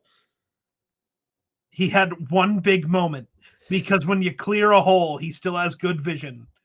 But it also, if it was Ty Chandler, probably would have been a touchdown. So it's okay. Bro's got no speed. Lamar Jackson. Goated. Unreal. Yeah. The only thing I know about this game, literally the only thing I know about this game, because I didn't watch most of it. Unfortunate. Just because I had things going on. It wasn't in the cards for me. Pat Ricard holy Toledo, did he have a game of football. There was at least a touchdown where Lamar literally got up behind Ricard, put his hand on his back, and said, "Go. Go, you got me." They should do that every fucking play. Unstoppable strat. For another narrative for you. Uh-huh. I tried to push it, but I couldn't find a GIF, and it made me sad. Uh-huh. All these people. Roquan Smith meeting fucking Isaiah Pacheco in the hole. Who wins? Worst thing on Twitter ever. I Dog. hate it. Isaiah Pacheco's about to kill this man. Dude, listen. Okay. Roquan Smith is the second best linebacker in football, right? At least top 3. Yeah. At least top 3. Name. I just wanted to think about it for a second. Yeah. There is only one linebacker in this league that is fully complete at an elite level at every aspect of playing linebacker, and that's Fred Warner. Mm-hmm. Roquan Smith is incredible in coverage, and he's really good. He takes really good pursuit angles. He's really good at pursuing the ball carrier. And he's a good open field tackler. Right. When it comes to the trenches, he's a borderline liability. Yeah. Roquan Smith is 5'10" and barely weighs over 200 pounds. That's not even the thing. Because, like, no, my point is, we talked about Ivan Pace that way, but he can also meet people in the hole. Ivan Pace doesn't get blown up. Right. By Carson I know this Wentz. is crazy to say about an NFL player. Ivan Pace is a lot tougher than Roquan Smith. Oh, for sure. Roquan Smith's not a tough ball player. They're both NFL players. Right. And there is Ivan Pace wouldn't be here if he Right. wasn't. Exactly. Ivan Pace is here from sheer determination, will, grit, and toughness. Yep. Roquan Smith is here because he can read a quarterback good, which is fantastic. I'm not trying to take anything away from him. But he's not that guy. At no point in his career has Roquan Smith ever been an outstanding run defender. At no point in his career has Roquan Smith ever been this insane physical specimen as a downhill player. Roquan Smith, when he was in Chicago, and it's shown up in Baltimore too, less because he has more support in Baltimore. But when he is in Chicago, he would get taken out of the play consistently when teams would run the ball. If you ran the ball at Roquan Smith, he would get blown off the ball consistently. And like you said, he got blown up by Carson Wentz. If Carson Wentz blew this motherfucker up, what do you think Isaiah Pacheco is going to do? Yeah. I'm excited. Like this would be a different conversation if we were saying like, oh, imagine Isaiah Pacheco versus Roquan Smith on a Texas route. Like, yeah, sure, that would be crazy. Sure. But nobody's talking about that. Between the tackles through the hole, Isaiah Pacheco, this is, okay, have you ever seen The Longest Yard? Yeah. You know when the guard runs that dude over and he goes, that's how a white man runs the football. Yeah. That's Pacheco to Roquan. Well, not the same context, but like that same type of hit, that same type of attitude. Yeah, no, I got you. That's, I mean, it's not. Yeah, dude, it's close, dude. No. And I hate that and it's an argument. Also, why are we, I know linebackers stop run, except not. They don't anymore. No, that's not what they do. Let's talk about the Juggernaut and Matabuike. Right. The real guys who are shutting down the run. Exactly. If we're going to have a conversation about a defensive player versus Pacheco, let's talk about Matabuike. Yeah. Let's talk about Michael Pierce. Right, either one. I love that guy. Yeah. I wish he would have not been injured in Minnesota. Listen, Justin Matabuike is the most under-recognized player in the playoffs right now. And I am saying that as the fullback guy. Mm-hmm. He is the most under-recognized, undervalued, underappreciated player in the entire fucking playoffs. Justin Matabuike is insane. And the fact that we're over here talking about Roquan Smith might be like the 4th best player on Baltimore's defense. Yeah. And I wholeheartedly mean that. Because number 1's Kyle Hamilton. Number 2, I would say, is Matabuike. And then number 3, that's when you start to have the conversation. But I would say Michael Pierce is more important. I would say he's a better player. Michael Pierce, weirdly, and you can hate this. I would understand. Jadeveon Clowney. I like it, but I'm not. I'm willing to make that argument. I can't say it because I'm a Bears fan. And I'm going to sound biased if I say it. That's true. I can say it because Clowney's had like a career resurgence. He absolutely has. Awesome. Clowney's been awesome. I love it. But no, like objectively speaking, I think Matabuike and Kyle Hamilton are more important to this defense than Roquan. I think they're better football players. I think they've had better seasons. And the fact that the two of them, like, I think Kyle Hamilton's getting a little, like, he's getting a little bit of attention from the people that are like paying attention. Yeah. But the national media outside of the All-Pro, they're not talking about Kyle Hamilton. They don't care about Kyle Hamilton. It's Roquan Smith. He's the face of the defense. Why is he the face of the defense? This isn't the mid-2000s where the linebacker is the face of the defense. Because it's the Ravens. The linebacker is right. who gets talked about. And that's the other thing. It's just because it's the Ravens, which Listen, pisses me off because they should know. When I see graphics that have Roquan Smith and Ray Lewis on them next to each other, it pisses me off to no fucking extent. Dog, Roquan's not even Terrell. I used to feel that I never said it because I knew I would get flamed to shit because Bears fans. I felt the same way when Roquan would get put next to Urlacher. Because he's not either of them. He's neither of them. I like going with the second guy just to he wasn't even the shadow. Right. Briggs was always in the shadow. Terrell Suggs was always in the shadow. He's not them. No. Because those guys were, Suggs, it's weird because he was a different type of player. Suggs became an edge rusher. He was an actual linebacker for a while. I don't remember that. That was a little bit before my time. I only remember Suggs the edge. The old guy. My bad. Right. But Briggs, though, Briggs is a fair comparison. Yeah. Briggs did everything. Yeah. Literally everything. It's insane to me. I know I probably just sound like a salty Bears fan right now. I don't care. I'm okay with Roquan being gone. I've said this a billion times. He wanted out of Chicago. We got a second round. Right. I still think he's an entertaining player. I still own his jersey. He wanted out of Chicago. We got a second round pick back for him. I love the guy we drafted with that pick. Gervon Dexter's already one of my favorite players. So I'm more than happy with the transaction that occurred, especially because Chicago's linebacker play is fucking awesome still. Yeah. Is either TJ Edwards or Tremaine Edmonds as good as Roquan Smith? No. Would I take the two of them together over Roquan Smith given the money? Absolutely. Because you get two guys that are both major contributors. In fact, both of them outproduced Roquan Smith, but nobody wants to have that conversation.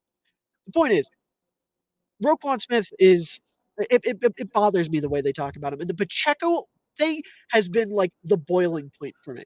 Because listen, I can understand talking about him highly because he's a fun, flashy linebacker that, was stuck in the depths of Chicago and now he's on a potential Super Bowl team. Fair. But we're not going to act like he's the second coming. There is one linebacker in the league currently that is complete at an elite level that should be in Hall of Fame discussions, and he plays in San Francisco in the other conference. And I still want to argue Roquan's not the best linebacker in this division, but people won't like it. Ooh, JOK? No. Maybe third then. Okay, I forget about JOK. Why not? Logan Wilson. Logan Wilson, yeah. Okay. And that's not just a bias thing. No, I know. Because Logan Wilson's awesome in coverage, but he can actually stop the run. Yeah. Logan Wilson's sick. I think. But the only thing people remember about Logan Wilson is the holding call on Cooper Kupp. And the hip drop.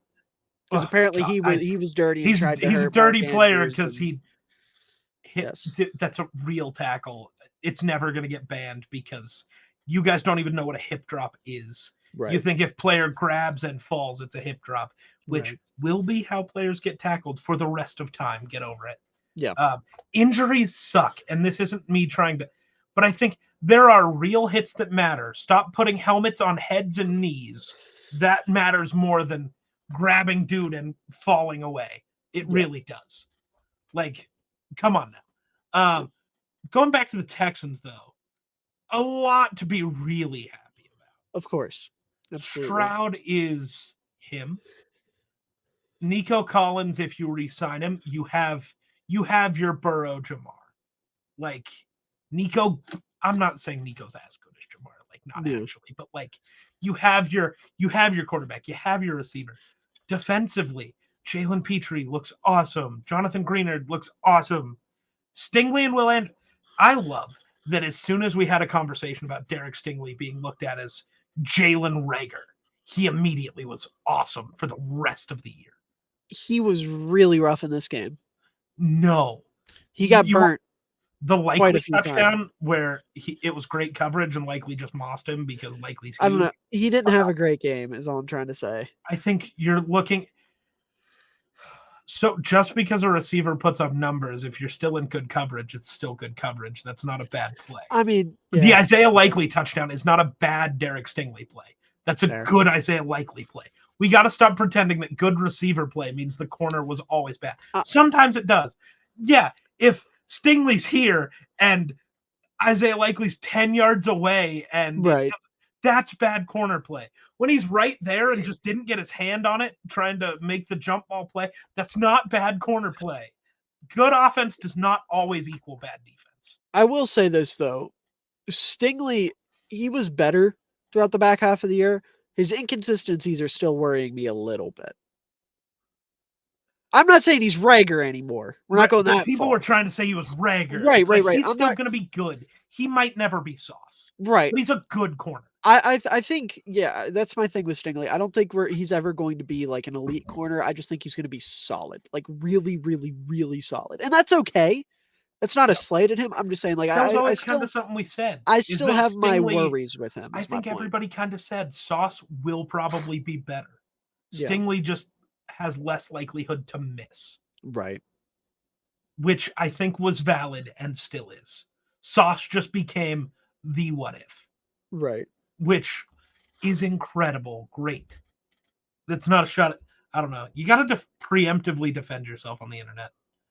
Yeah. The Texans are losing a lot of pieces, but I feel like most of their core is locked up outside of Nico Collins. I was going to say, it's a lot of older guys that like were good contributors this year, but you have to decide on Dalton Schultz. Like, you got to re-sign Nico Collins, and then you got to figure out Schultz. I don't know. Brevin Jordan was really starting to come into his own as the year ended. That's why you got to make a decision. Listen, if you know you're keeping Slowick, which I think at this point seems kind of likely, I feel like all you have to do is find another big-bodied wide tight end. Fair. Like you don't.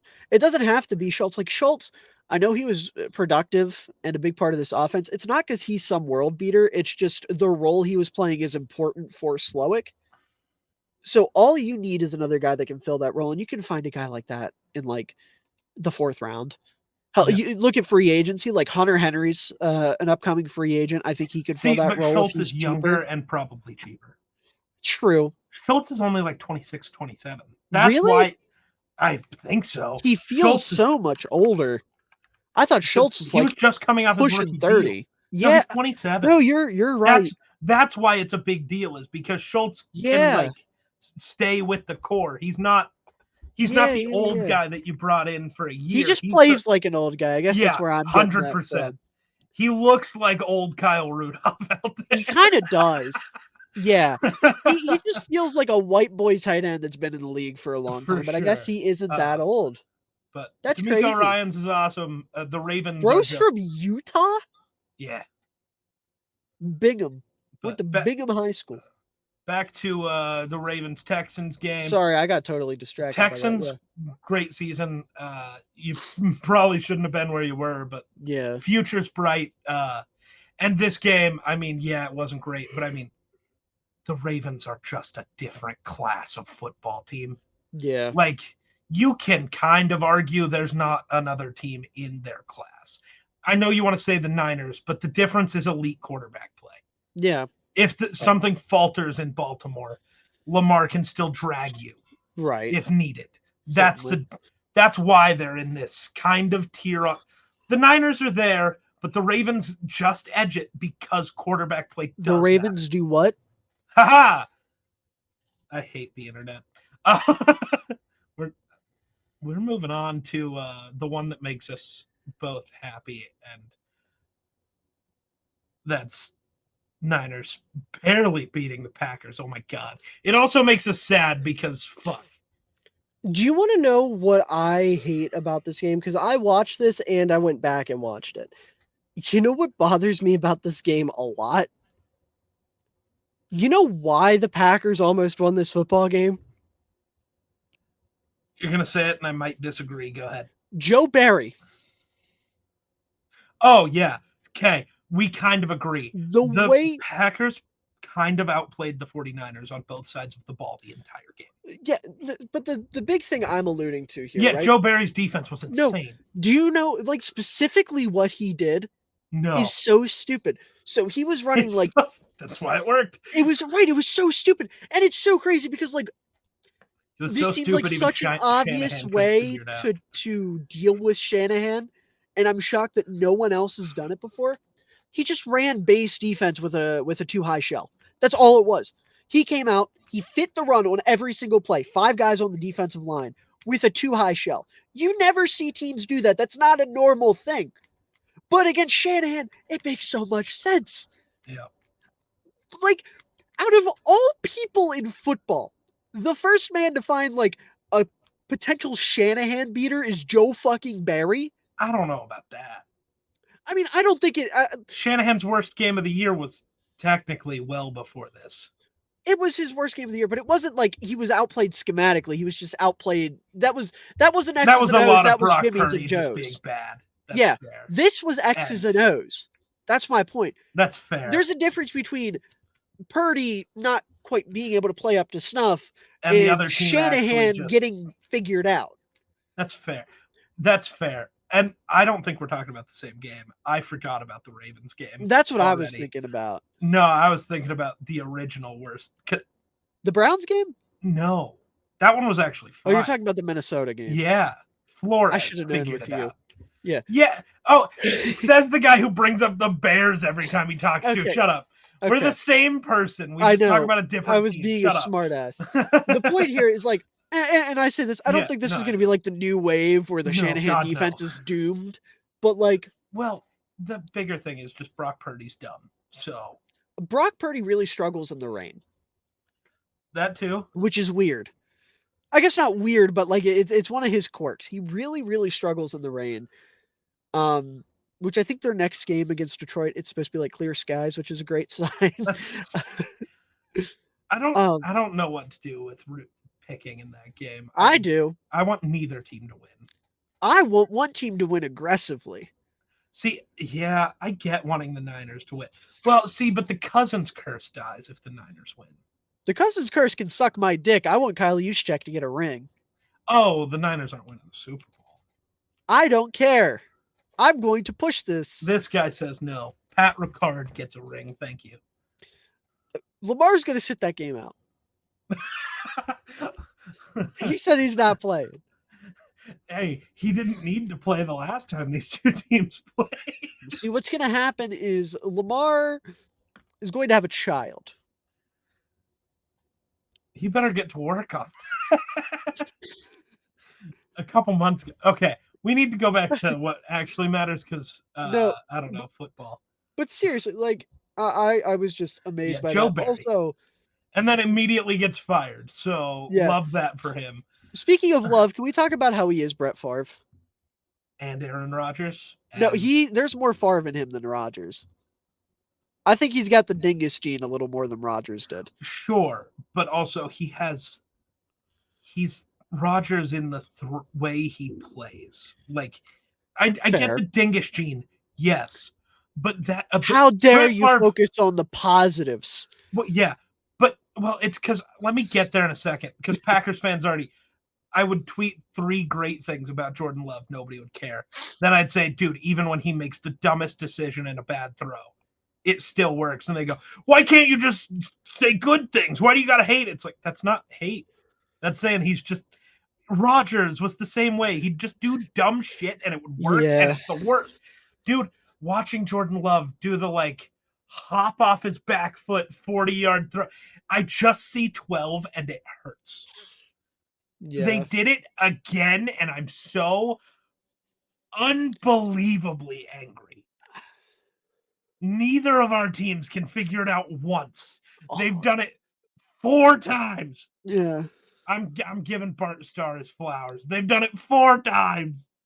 That's like I can't get it 1 time. I saw a tweet the other day. It was a threat. It was like a chain. You know, people kept quote tweeting each other. Yeah. It was like, who has it worse than us? And it was all these people like quote tweeting with their teams like failing. And then someone had the nerve to quote tweet it with Aaron Rodgers, Brett Favre, and like a couple pictures of like the Packers against the Niners. I was going to say, was it all in like Jets jerseys? Because that would make more sense. No. They were just saying, yeah, we had 30 years of uninterrupted Hall of Fame quarterback play with another great quarterback coming right after it. Who's got it worse than me? Everyone? Me. The other 31 fan bases? Nah, the Chiefs got 29 of the other 32 other 31 fan bases? Yeah. For sure. Because like Brady and maybe Mahomes, the Ravens. The Ravens don't have it worse. I guess they don't not count. elite quarterback play, but they just win. They haven't been around long enough to count. Yeah, they've been around less than 30 years and are better than the Packers. No, but like, bro, I hate Jordan Love because Jordan Love is finally the Packers quarterback I get to just hate because I don't have some weird I love them thing about them.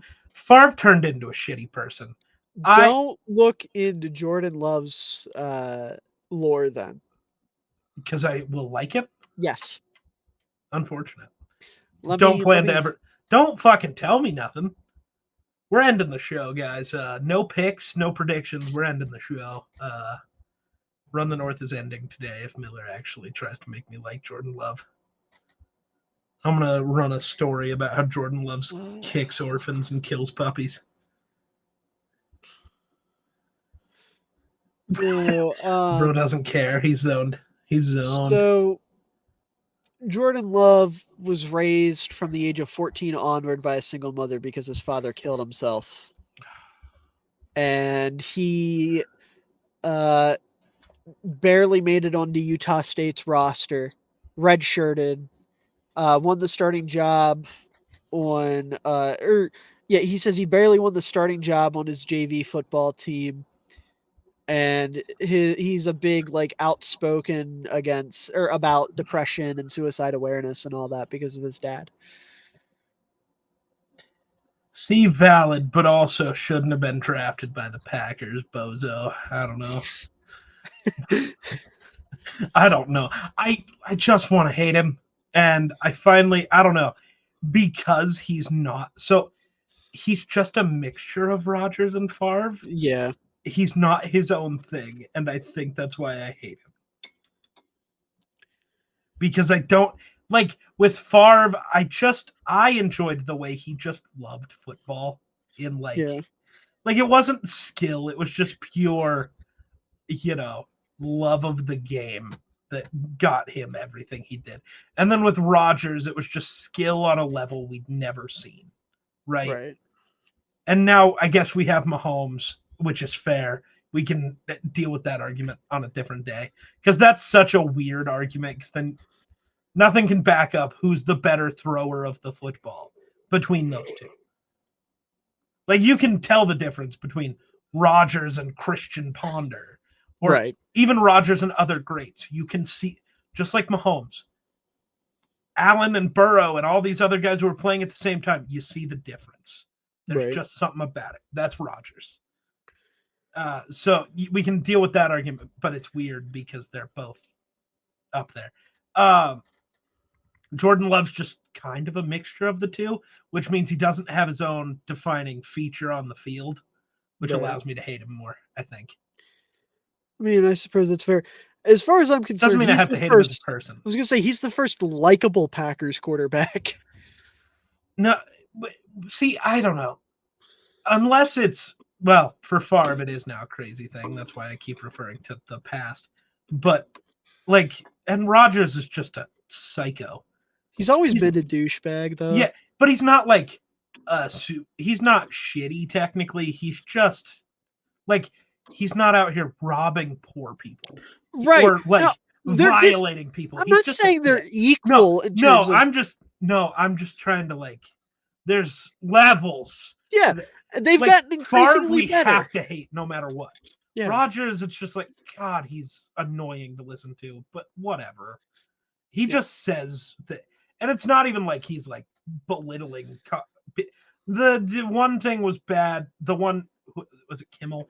He accused Kimmel. But Kimmel also was being a fucking weirdo too. So, like, let's not pretend that was just on Rodgers. That was I'm going to pretend it was for narratives. Fine. But that was petty squabbles between people. It's dumb and whatever. That happens. Yeah. Welcome to being human. Anyways, more importantly. Yeah, Jordan Love good. Aaron Jones fucking insane. Yeah, I hate him. Listen, this might be the craziest thing to ever come out of my mouth. But in the years that I've watched the Green Bay Packers, especially as of late, you know what players scare me more than any other players on this team? Aaron Jones and Kenny Clark. Oh, weird. I can't listen. Aaron Jones, I mean, whenever the Packers play the Bears, he always has like 150 yards somehow. It's just inevitable. And that's, I don't know what it is. I don't know if Aaron Jones just fucking injects roids right before he plays the Bears and then clears his piss out before he has to take a It's test. just like Boston Scott and the Giants. Times 50. You just own a team. Right. Aaron just owns you. And Kenny Clark scares me because he's silent. He's the silent killer. Like Jair Alexander, he'll make good plays, but he's going to let you know about it. He's going to sit and yap, right? Rashawn Gary, he makes the big flashy splash plays. Kenny Clark, you never see him coming. But then he just slips through a gap like one time, blows up a run for like a loss of 6, gets to your quarterback, fucks up your drive. He's like a ninja. He's like a 300-pound ninja, and I hate it. I wish if Kenny Clark played for any other team, he would be one of my favorite players in football. I came to that realization very recently. It's wild how extra the hate for the Packers is. Yeah. When it comes to us. Because it's even like, if he played for the Vikings or the Lions, I'd love him. Yeah. Well, maybe not the Lions anymore. Well, yeah, but that's become its own fucking... David Montgomery is the only Lion I permit myself to like. And Frank Ragnow. Monty and Ragnow are the only two Lions I didn't know. You like weirdly cut out when you said the first name. It was like, what the fuck? Yeah, Monty and Ragnow. And I guess Brian Branch too. Because I was even though we all were, I was very right about him. So I like him. Ragnow's fine because I forget he exists. Like, not like as a player, just his existence. And that's the problem, because Ragnow's really fucking good. Whenever I think of centers, he's... Right, and that's my point. That's why I like Ragnow so much, because he is he's the Kenny Clark of centers. Yeah. He's elite. He's like an all-pro talent guy, but no one ever thinks about him. Because he's not Jason Kelsey, he's not Creed Humphrey, he's not even like Tyler Linderbaum. He's just not as exciting. The Lions, though, that's probably it for me. Ragnow. Yeah. Brian Branch is like fine. Right, you're biased towards Monty. But that's the thing, the Lions don't have anybody I'm biased towards. So it's just like, I guess I got to put Kabinda in there just because fullback. So let's move to the Lions game. I saw a lot. So first of all, what the fuck are the Buccaneers doing? In what regard? Why didn't they take the timeout? The Lions fucked it up. No. And I hate the people. They just take the field goal. Oh, you mean the guy who barely had enough leg to get a 35-yarder earlier? This is 45. Hold on. The Lions real quick, since we're talking about kickers, I almost forgot to bring it up. How's it fucking feel, Green Bay? How's it fucking feel? True. Welcome to our world, buddy. Both, I want to say this for Carlson and against him. Don't cut him. The Vikings did the same thing with Daniel. And then he figured it out. But also, cut him so maybe we can fix our Carlson curse. I don't know. You broke your mic. You have gone so quiet. I did? Yeah. There's no volume. You are so... It's so quiet. That's so wild. That's not coming through. It's coming through, but it's not. You lost about 14 decibels. How fix? I don't know. Can I just talk like this the rest of the episode? I mean, it'll work, but you got very much quieter. We'll figure it out later. You know more about this stuff than I do. This wouldn't be like a permanent thing, would it? I don't know. We'll figure it out later is what I'm telling you. That's all I know. That's why you don't use when you use a cheap mic and a rickety mic arm, you don't bang on your desk. Psychopath. I didn't know that. No one told me that. Don't try to break things. That should just be common knowledge. To break it. So moving on, the Buccaneers, defense where go?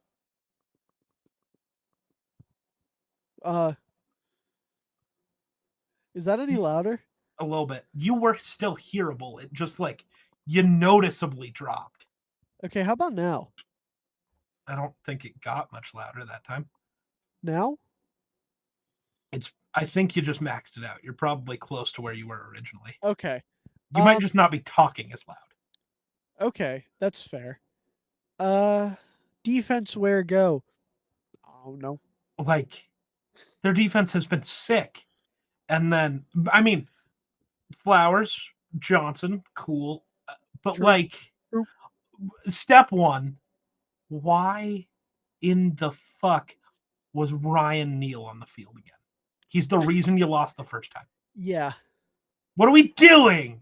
I don't know. I wanted you to win, and people are going to put this on Baker because people were putting at least the first interception on Baker, where it's Mike Evans in both hands. Oh, fuck, it's over there. And they go, CJ really got Baker. No, Mike Evans got Baker, you hoe.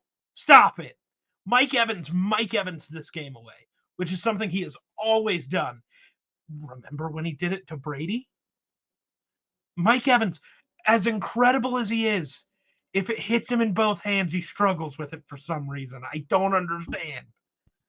Yeah. The run game was there. Rachaad White was averaging 6.1 yards a carry. Why did we only give him the ball 9 times? That is a fantastic question that I cannot answer. Because I'm cool with Baker throwing 40 times. Because maybe he should have had 0 interceptions if you're not, trying to mount a comeback and having to force the ball because that is the only option. Right.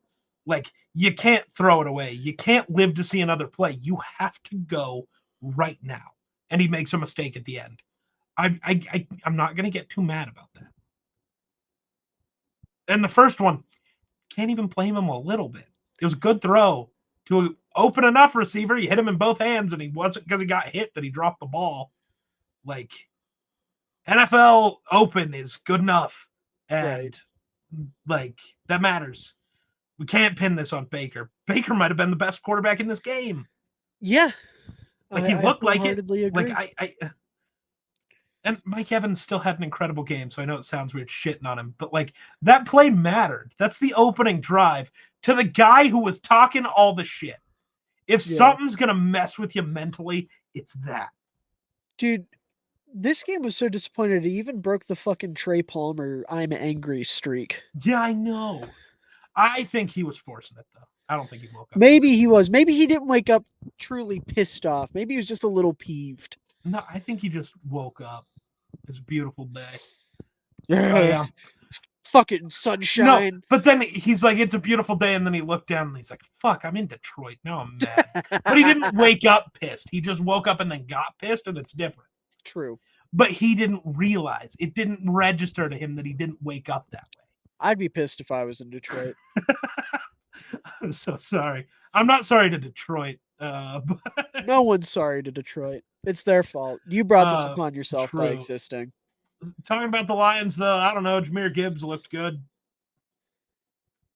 The run game was shut down for 90% of this game. Brian Branch, good football. I know. Yeah. I don't like Aiden Hutchinson. Kirby Joseph, I still hate you. Wish you weren't in the NFL. I don't like Aiden Hutchinson. Why? Dumb guy. Big stupid idiot. Because everyone brags about how good he looks only when he goes completely unblocked. Yes. And they try to tell you that's what he has in his bag. He can run in a straight line good. Yeah. I don't know. Maybe this is just a weird pet peeve of mine, but I really hate people who do eye black under one eye. That's why the Bills kicker missed. I know, Hutchinson, he is the first person and maybe I just hate it because it's Hutchinson. I hate eye black as just lines also. One eye bugs me and just a line bugs me. Fucking, the whole point is that it's to prevent glare. Yeah. That's the whole point. Directly under your eye isn't where the glare is coming from. Why? You have cheekbones. Fucking spread it. That's the point of eye black. This is a weird conversation to have. I'm sorry. But it's important. I just don't like the eye black under one eye because it's that's really dumb. It's dumb and it's pointless and it makes Aiden Hutchinson look like a douchebag and I hate it. I'm sure Aiden Hutchinson's not. Well, I don't know Aiden Hutchinson. I don't know if he's actually a douchebag. I'm not going to say he is or isn't because he might be. He might not be. He gave me weird mixed vibes on their training camp. I don't know. Aiden he Hutchinson seemed cool, but he also is the type of guy who seems cool if you're cool with him, but would be a dick if you aren't. No, listen, Aiden That's the Hutchinson vibe. to me is either cool as shit or he wore a hood to January 6th. There is no in between. I'm not going there. I just think he's the guy who's cool as shit if you're already cool. Maybe. If you are cool with him. But if you just meet him, he's the douchebag. Yeah, I'm just saying. I feel like Aiden Hutchinson's one of those guys that if a story came out that he was yelling slurs at offensive tackles, I wouldn't be shocked. I don't know. Jesus.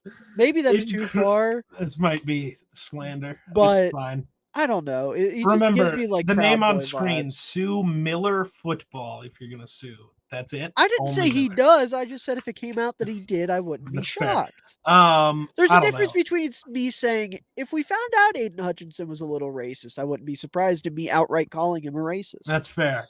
It's not libel or slander. It's I'm not an Aiden Hutchinson a theory guy either. I'm theorizing. Also, so I don't remember any other. Did Jack Campbell make the all-rookie team based off name alone, or was there no other good linebacker? That's my question. Let me check. Because that might just be fair. There might not have been another. Did he are you asking if he made it? No, he did make it. He shouldn't have. Right. What I'm saying is, was there another? So him and Ivan Pace were your two linebackers. Ivan Pace, yes, unequivocally. Was there another rookie linebacker that was actually better? Or did no rookie linebackers play? Or is he just living off of he was Jack Campbell? I don't know. Hold on. Because I can't think of any who played, but that might just be me. Sorry, there's a weird place to get stuck, but it matters. No, I'm with you because Campbell wasn't good this year. Which was so good for me in narrative pushing. I can't lie. Yeah. Drew Sanders. Did he played play some good football? Did he play? Some. I was gonna say because we were talking about this on Patrick's podcast. Yeah. Do you remember the play? It was the Bears against the Lions where DJ Moore ran for a touchdown. And then half the NFL and the college football world copied the same play because it was a fake toss to Fields and then DJ ran with it. Kind of, but okay. Not. If you go back and watch that play, Jack Campbell straight up factory reset on it because he got so confused and was so caught up in the play action that he just stood still. Dude, I know why he made it. Why? Wait, StatMuse is not correct. Why? Because I was gonna say because he led rookies in tackles. He didn't. You know who led rookies in tackles? Well, I'm talking about linebackers. Oh, but he also didn't. Ivan Pace did, right? By a lot. They just don't have Ivan Pace on this list at all. That's ridiculous. They just left him out, which fuck you, by the way. Trenton Snow, the only other guy who would have played. Did I know Choa wasn't good. He didn't play much. He made it because nobody else played. That's crazy. It. That's crazy. What they should have done, high key, they should have just taken one linebacker and a third corner. High key, they shouldn't have drafted a linebacker at all. Well, no, I meant the rookie team. For the rookie team, they should have done one linebacker and three corners. Who would you have added as the third corner? Tyreek Stevenson. Wait, he didn't make it? No. Who the fuck did? Devon Witherspoon and Joey Porter Jr. No. Tyreek Stevenson led all rookies in tackles. Devon, I'm cool with.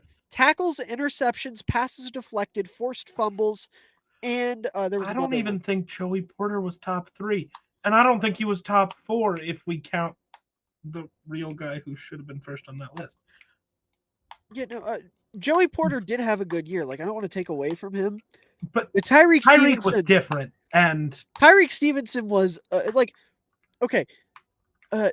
Joey Porter Jr. was good in the way that a cornerback is good, where he didn't get targeted a lot, which fair. I get that. Tyreek Stevenson was a legitimate game wrecker for Chicago in the back half of the year. He was No. Like a top 5 most important piece on a top 5 defense. And he led all rookies in multiple statistical categories. See, I thought Tyreek was already in because I was No. going to say Mekhi should have been third. Because Mekhi played just as well as Joey Porter, except, Yeah. one was a 5th round pick and one was supposed to be the 3rd best corner in this class, or 2nd if you were me. Right. So this isn't just bias because I liked Joey Porter.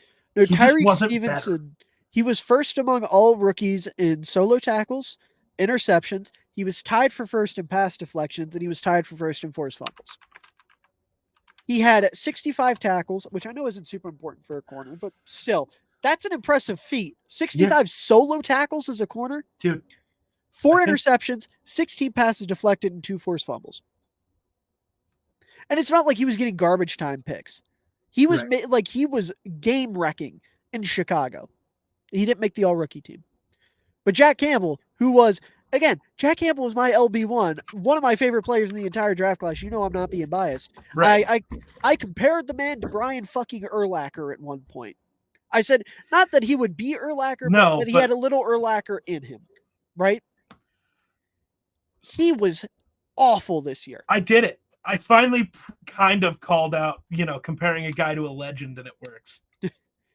Ivan Pace and London Fletcher fucking worked, dude. Oh my God. Ivan Pace was like objectively and substantially better than Jack Campbell this year. And I'm not afraid to admit that. I'm so happy. There's going to be a lot of things I have to eat my words on all the time, and I'm okay with that. Yeah. Ivan Pace not being the one is so sick. He's so good. Jack Campbell is probably my biggest miss, just based off the first year. Now, I think Jack Campbell will get better because, rookie linebackers usually aren't fantastic. Like, Ivan Pace was great, and I'm not trying to take away from him, but, stereotypically, rookie linebackers struggle. So I'm still holding out hope for Jack Campbell. But him making the all-rookie team. How many solo tackles did Tyreek have? 65.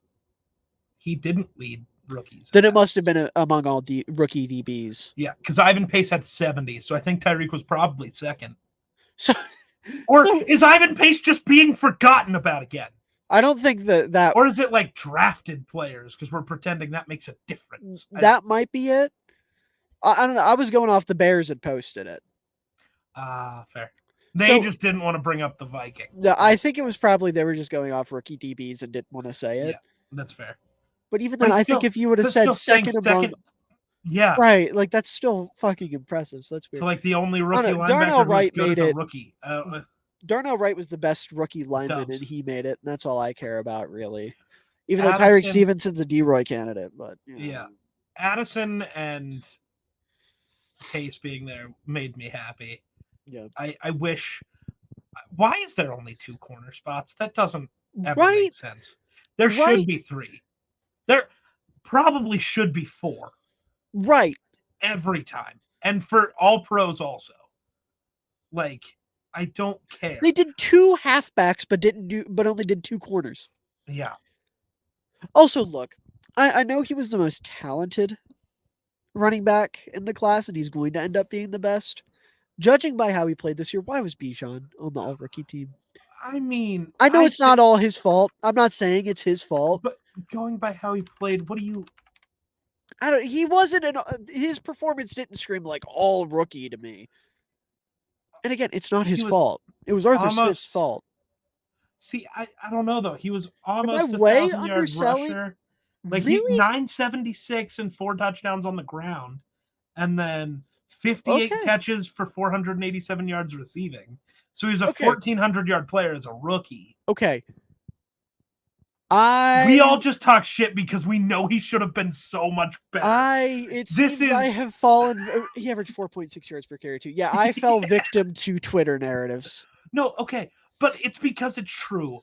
He should have been so much better. Yeah, and we all know because he got 200 rushes. Sounds like a lot, but we'd all watch the game where he gets 10 and has 10 carries for 81 yards, and it's like, what are we doing? Yeah, this is CMC. This is you feed him till he breaks. And that sounds horrible, but that's what you do with good players in the NFL. What have the Chiefs done with Travis Kelce? What do the Dolphins do with Tyreek Hill? What do the Vikings do with Justin Jefferson? You feed them until they break, and then you feed them a little more. Real quick, while we're on the topic, just to clip that here, who do you think the rookie kicker was? It should be Brandon Aubrey. It can't be Jake Moody. Why? Brandon Aubrey is a rookie, right? I think technically. Place kicker. Is he a rookie? He should be.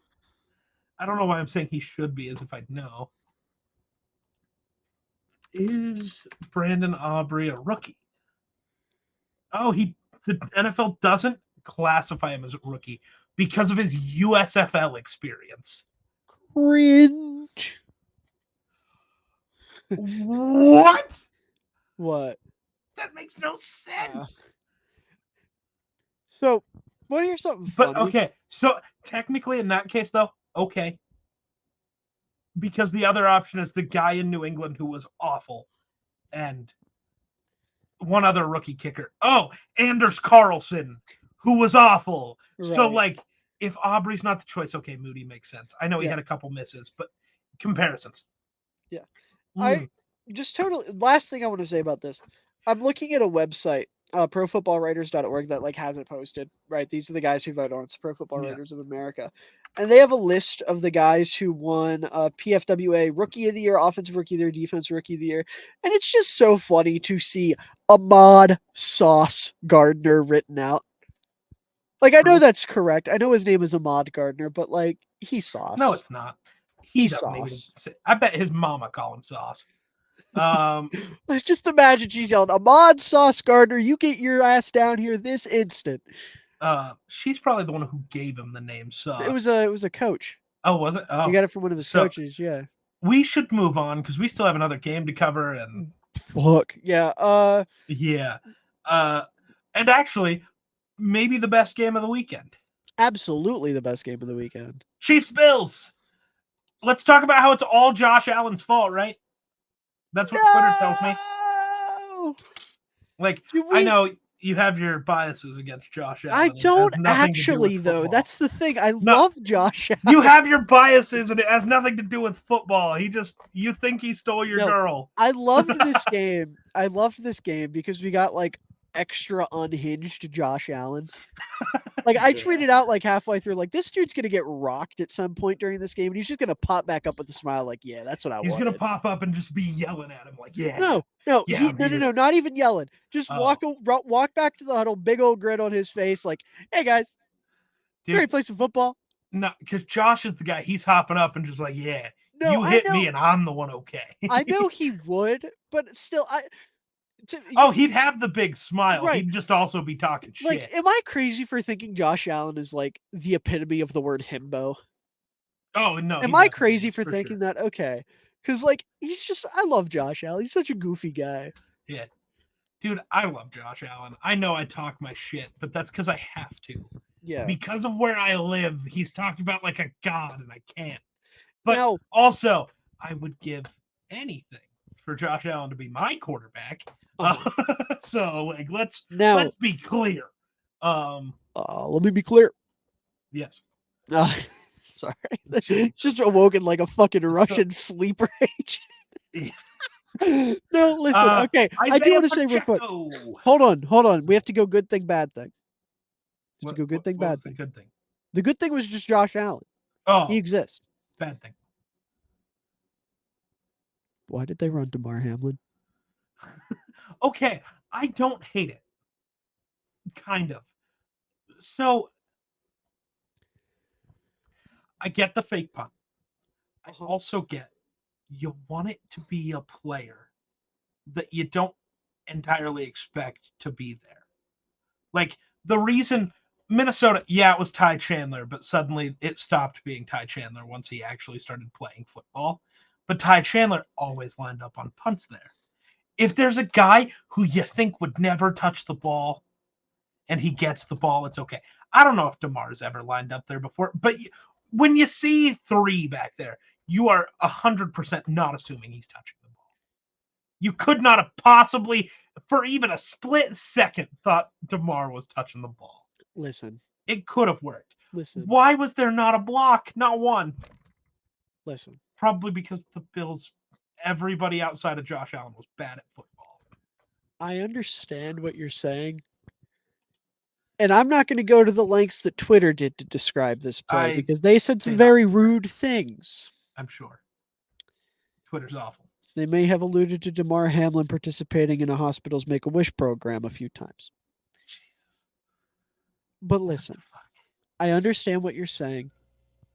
With the game on the line, in in your own territory, this is getting too cute. Who did you want them to give the ball to? Anyone else? Listen, you're talking about giving it to a guy that doesn't get the ball often. You have a fullback that you don't give the ball to. You have 5 running backs on the roster. You have backup the running backs all ends. sucked. Okay, they are getting more yards than Damar Hamlin. Because that is what they are paid to do, is run the football.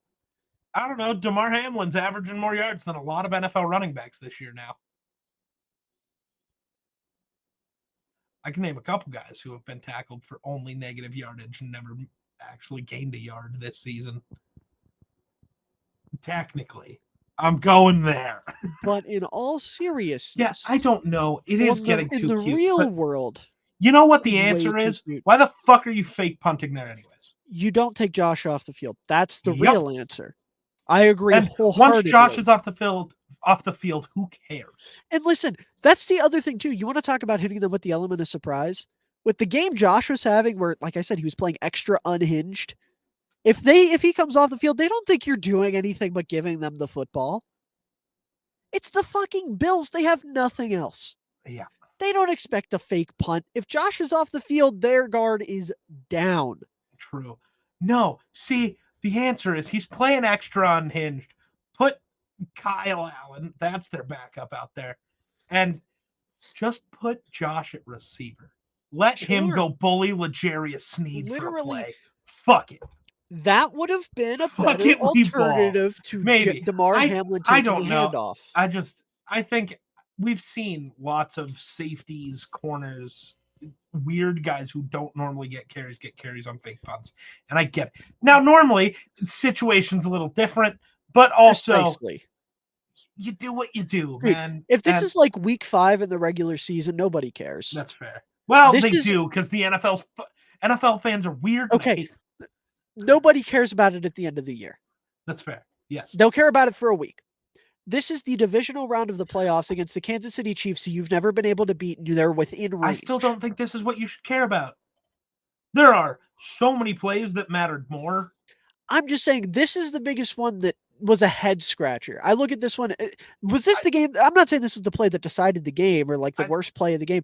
This is just the only one that I physically don't understand why this is what happened. I kind of have another one of those. Which one? Diggs' drop. Well, Diggs just sucks now, apparently. That might be true. But also, I don't actually think that's where we should be hung up at. Because this is the guy who has bitched and give me the ball in the biggest moment. And the biggest moment, you cost them the game. Which is wild for me to say, because I remember what he's supposed to be in the biggest moment. Yeah. I've seen it. I don't know what happened to my guy. Here's the thing with Diggs. I don't want to be the guy that starts to be like a Diggs hater, but we have to have some legitimate conversations about the dude. I don't think we do. I think, okay, I don't think he's like shitty. I'm not saying he's like bad. What is Valente saying? Valente, just ... Oh, listen. Because the Diggs comment. Yeah. Listen, I'm not saying that Diggs sucks. I'm not trying to say that Diggs isn't a legit number 1 or anything like that. But when we're talking about like the best receivers in football, he's gone from like lock top 5 to... Because of Joe Brady? Because you're moving him down that far because of an offensive coordinator. It's not even because he was awesome before that. It's not even necessarily saying that it's because he's playing bad. He's just being or he's not playing up to his expectations while there are so many other guys blowing theirs out of the water. I'll put it to you this way: who had a better year, DJ Moore or Stephon Diggs? DJ Moore. Who would you rather have right now in their current situations, DJ Moore or Stephon Diggs? That one's tough because the age gap matters. I want DJ Moore, but that's just because Diggs is pushing. For a Diggs year. is 30. We'll say it for a year. Just to get rid of the age gap. Diggs. But Why? it's close. What did Diggs do this year to prove he was better than DJ Moore? So it's close because it's the difference in type of receiver. That's it. Okay. That's okay. It. That's why I want Diggs. Okay. And that's not a shot at DJ Moore. It's Right. close, and I love get it. DJ Moore. It's okay. Just, and yeah, but like you can Really, argue the same thing about Cooper Kupp, though. Like, why are we putting him in these conversations? Right, anymore? and that's right. I agree. I think Diggs is just kind of getting up there, and maybe the diva gene's striking back, and it's time for him to move. Let me ask you this: Do you think Do you think there are 5 wide receivers better than Stephon Diggs right now? Yes. Do you think there are 6? Maybe 7. Maybe 8. Maybe 9. I think he's like 10 at this point. Okay, then we're at about the same place. But I think you could argue him up above. And I'm not saying you can't. I'm just saying Diggs. My point is Diggs has went from top 5 lock to arguably barely top 10.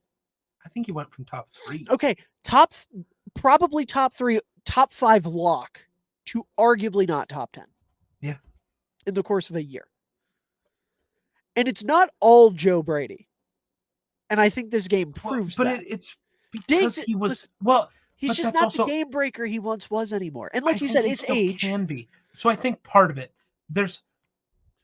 I think Diggs is very similar. You know how some running backs are just volume guys? They need those plays, like they need a lot of handoffs, and then they need those plays to like juice them up for the game. Diggs has not caught a ball past the line of scrimmage since week 4, and that's all Joe Brady. So now you want him to go make these contested catches, and you haven't asked him to do that all year. What do you want?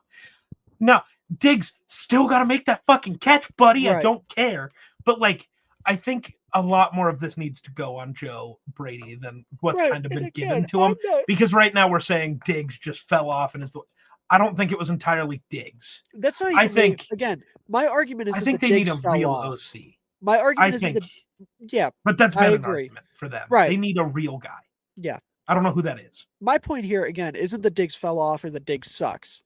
It's just with the current landscape of wide receivers where there are so many insanely talented ones. Yeah. You cannot afford to have a year like this where you're not playing up to your standards and still expect the same respect that you once had.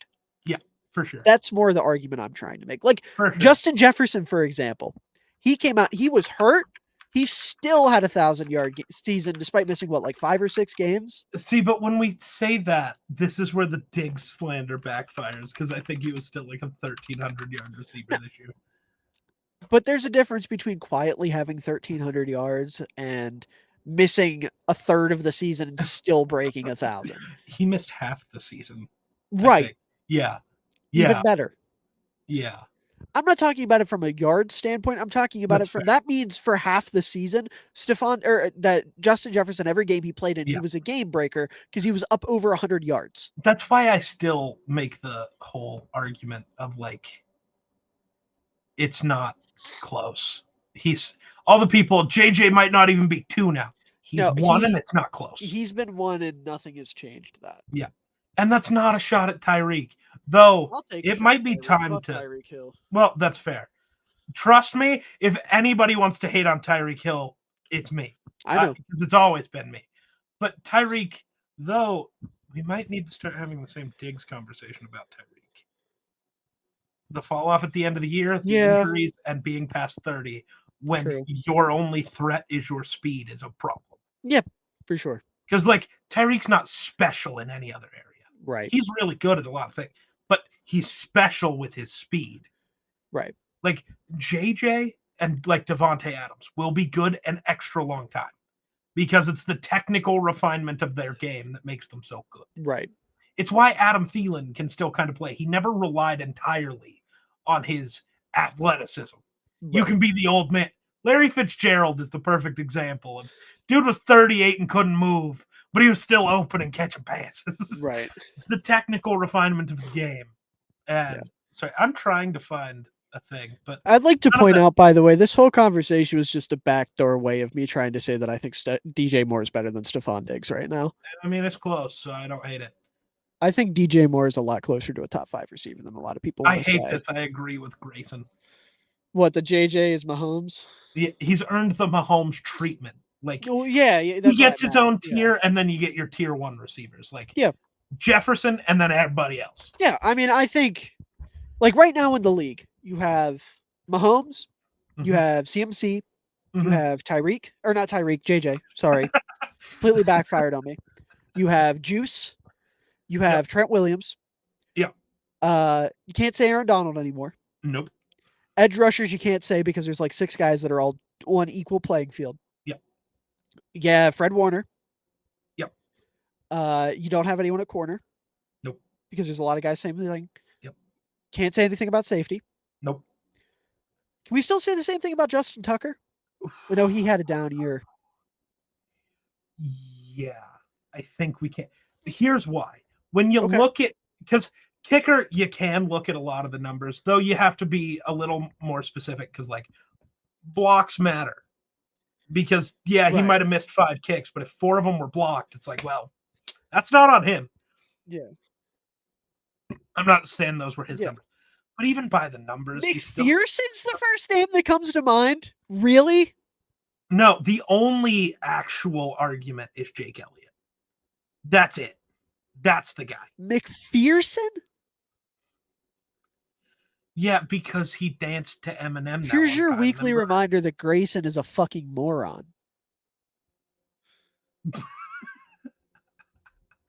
Welcome to Run the North, ladies and gentlemen. The Grayson Show. Jake Elliott, Youngway who? Yeah, Youngway, GOAT. Youngway who was higher in all-time kicks made percentage than Justin Tucker for a little bit this year. Yeah. What I don't care. I'm going to use it to push my little agenda. Well, the way they do it, because it's like minimum, however many kicks Youngway has. It's like Justin Tucker has literally kicked 3 times as many footballs. I'd also like to point out, Grayson, we literally have a kicker on our football team that is better than Evan McPherson. I hate to agree, but I do. Cairo is better than Evan McPherson. And Cairo's better. And then what, like punter? Is AJ Cole in a tier of his own? No. But he's close. Okay. It's probably like the same way we think of like. Did you say Edge was? I said Edge was like 5 or 6 guys. Yeah. It's like. I think that's kind of punter, but there's maybe I don't know enough 5 or about 6. punters. It's 3 or 4. There's a couple. I should also throw out the other positions I didn't cover. Tight end, not that anymore because Kelsey had a down year. Center, I would say it still is if Kelsey continues to play. Yep. If not, it's like 3 or 4 guys. Guard, do we want to say Zach Martin by himself? No. Because Quentin fell off. That's not even who I was going to. I was going to Chris Lindstrom. I'm not putting him on the same level as Zach yet. I might say Zach's on in his what about like Joe Tooney? Or either of the guards in Cleveland? He's not. None of them are dominant that way. The only guy that was on Zach Martin's level was Q, and he fell off. And I wasn't disagreeing. I was just throwing out. But that's fair. I want to hear the names because I might. Yeah, because I do agree. So, quarterback, running back, fullback, wide receiver, guard, center, tackle. D tackle, we don't have that because Aaron Donald went down, and it's not like even though Dexter Lawrence is incredible, maybe you could say nose tackle and put Dexter Lawrence by himself. But that's like maybe. But I don't. That's weirdly split in half. Right, and also it's different types of nose tackle because Dexter Lawrence isn't like a space eater nose tackle. Yeah, he's just a really good penetrator. Because if we're talking like traditional nose tackle, it's Vita Vea, then it's everybody else. Yeah, because Vita Vea is like the best true space eater for sure. Dexter Lawrence is just big and really good at penetrating. But anyways, yeah. So quarterback, running back, fullback, wide receiver, guard, center, tackle, linebacker, and kicker. Yeah. Are all positions that have like that one guy that's a tier above everybody else. Yeah. which is wild that there's that many right. And it's even wilder that guaranteed 3 of them are 49ers. It's also, well, yeah, that's fair. Fullback, I don't know. Well, no, not full. The fullback, I was going to say the fullback doesn't count in this case because he was a pickup. He didn't he wasn't drafted there. Well, I just meant that they're currently on the Niners. No, but then I stopped while saying fullback because I realized CMC wasn't drafted there either. Right. Dumbass. Yeah. So I needed to correct it, and then you got all scared. I wasn't taking a shot at fullbacks. It was a shot at. I'm not giving the Niners too much credit here. They just brought in guys that were already obviously good. Also, Grayson, McPherson might have that quirked up white boy swag. Have you ever seen Cairo Santos dance? You ever seen just Justin Tucker? Right. But I just wanted to bring up that Brazilian bravado. Okay, we need to move on so bad. But yeah.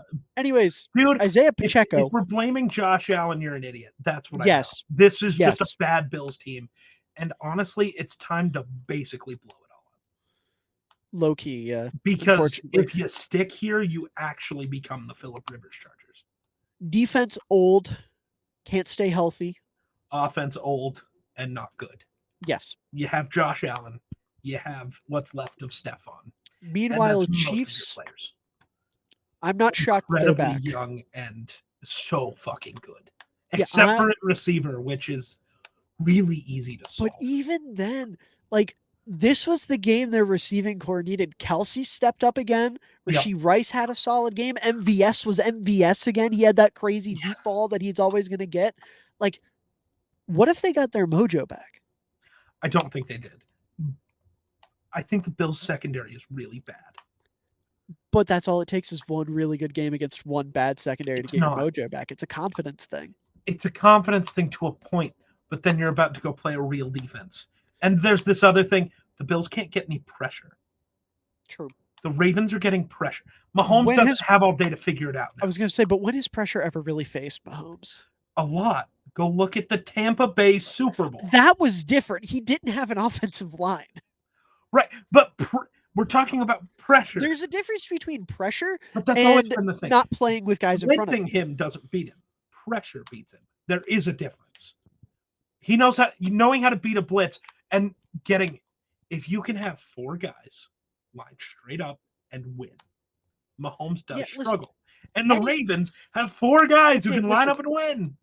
Let me put it this way. Mahomes is not bad under pressure. It's just when you have 4 guys in the backfield immediately, no quarterback's going to be good. But I'm not talking about immediately. I just mean when you have guys that can win.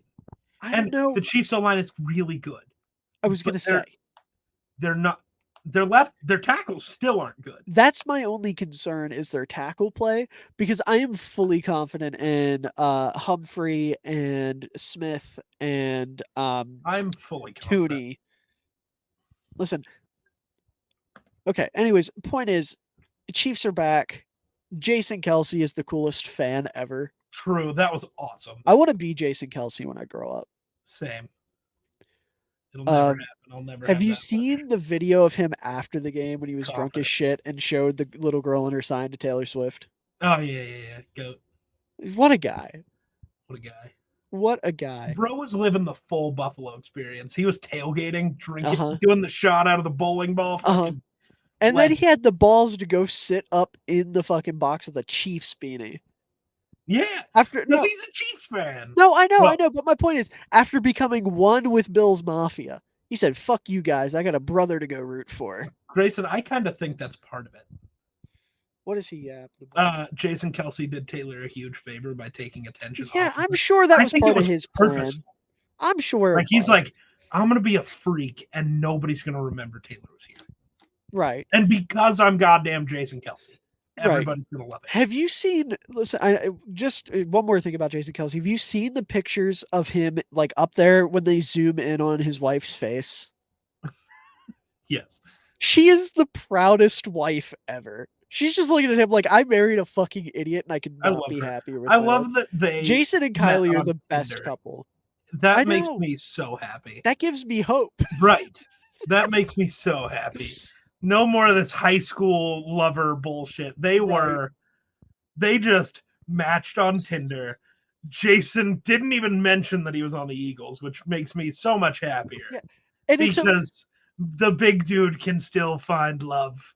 And I love the juxtaposition of how they met and then how Travis and Taylor met. Because it's like one was a national spectacle and the other was just a fat guy on Tinder. No, but Travis and Taylor wasn't a national spectacle when they met. It was just him giving her the friendship bracelet all secretly with his number on it, which is so cute. Yeah. That's so incredible. So they're both the GOAT. The Kelsey. What we're saying. If your name is Kelsey, you to go. No, last name is Kelsey, you to go. Yeah. So what I'm hearing is when's Haley's next concert? Does anyone know? Bro's gonna make a trip. I have no clue. My sister has friendship bracelet making kits. No, Grayson, you're just fucked. No. What did Grayson say? If I change my name. Yeah, no, Grayson, you're not finding love. Ouch. Let's move on because we are nearly 3 hours. Rude. Jake's gonna be so mad. Yeah. So what do we have? Picks. Yeah. So let's talk Chiefs Ravens. I still want to talk about it a little. Kind of. So let's do our picks though. I'm taking the Ravens. I'm taking the Chiefs. The man who preaches fullbacks and defense is picking against the better of both. Miller football is a fraud. No. Listen, I have had a rule since I was a young boy. I do not pick against Tom Brady in the playoffs. Patrick Mahomes has officially moved into that same tier where I do not pick against Patty Mahomes in the playoffs. I haven't yet, but I'm gonna, because who's played better at their respective positions this year? Sure. Who's the better football team? I don't disagree with any of that. I just, dude, the Ravens defense, yes, the Chiefs balled out against the husk of the once good defense Buffalo Bills. I get Hyde and Poyer were still there, so maybe, but no, they're not. Listen, I understand that completely, and I don't disagree that the Chiefs are outmatched. However, it's Mahomes. It's Lamar. Brady had guys in the AFC that he would struggle with if he ever actually played them. But did he not come out on top 99.9% of the time? Not when he would. There were guys where if he actually played them, he would lose. I'm not talking about Manning, because in this case, Mahomes and Allen are Brady Manning. Right. Who did Brady individually struggle with, though? Weirdly, maybe it's just a Ravens thing. Flacco. I don't think Brady ever beat it. Not once. I don't know. That's it. Let's. I gotta check. Ask Google. Brady Flacco playoff. Yeah, you find out. Record. No, I don't want to know their total. Thank you. Flacco playoff versus Brady. That's still not right. Flacco beat him in the AFC wildcard round in 2010. I know Brady got at least one off of him because I remember watching one. He did. I was watching one with my girlfriend at the time who was a Ravens fan, and we were rooting for the Ravens, and I was secretly rooting for the Patriots. I remember that game vividly. I wish, I just want to see Brady's playoff record. None of it matters. 2-2 though. 2-2. Yeah. Listen. So some guys have his number.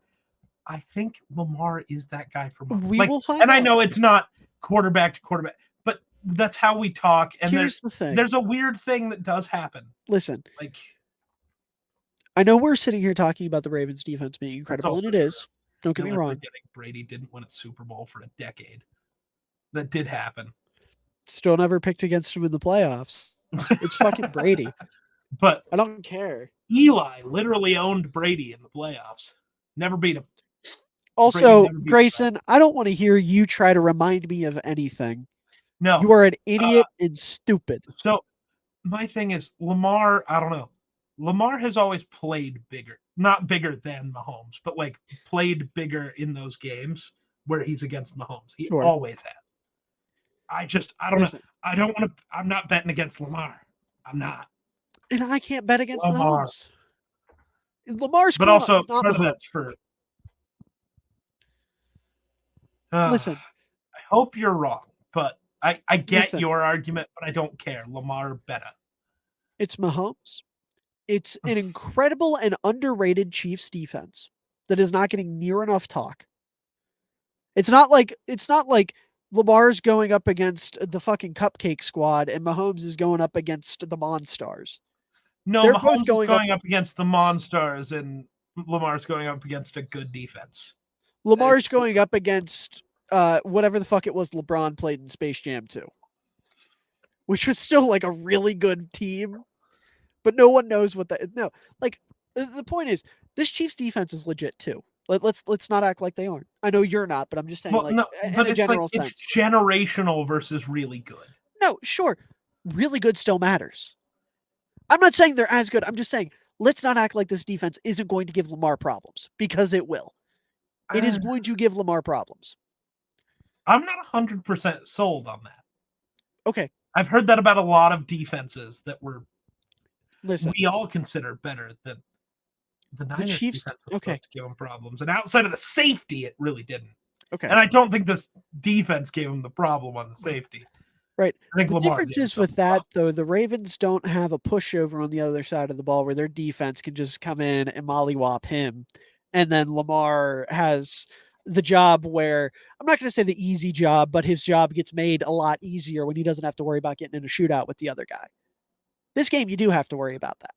Because I don't care how good your defense is, you don't stop Mahomes at this point in his career. The Buccaneers did when Mahomes had literally no help. This defense he had better players than what Mahomes does now. At wide receiver, maybe. That's it. Yeah. This defense is substantially better. This offensive line is substantially better. Sure. This run game is substantially better. But what was still the biggest problem in that game? Receiver issues. That was still the biggest problem. Because if his receivers would have just made the plays that he put there, the Chiefs could have won. Okay. And this receiving core is 10 years worse. Okay, again, they just had a big game. I'm not going to expect them to completely revert to nothing. And also, it's Grayson. Okay, don't say Madubuike is going to have a picnic like the Chiefs don't have arguably the best interior offensive line in football. Yeah, Madubuike is a 3-tech. He's going to be going up against Joe Tooney, Creed Humphrey, and Trey Smith. They're all legit. True. If anyone's going to have a picnic, it's Clowney. That's who you got to worry about. It's Clowney. Odefa-Owa. And right. All the good edge rushers. Edges, yeah. And you can line Madubuike up out there. You can. You're not going to do it consistently. That's a bad idea. It's not something you're doing consistently. Unless you truly get them in a spot where they're just forced to pass and you know they're not running it. Right. The point here is the Chiefs have a legit run game. They have a legit defense. They have Patrick motherfucking Mahomes.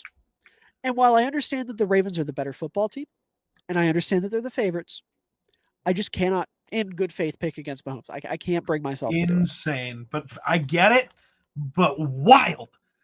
Don't care. And then I think this other game is going to be much less talked about because I'm sure we're both in agreement. Yeah. Well, unless the Lions do Lions things.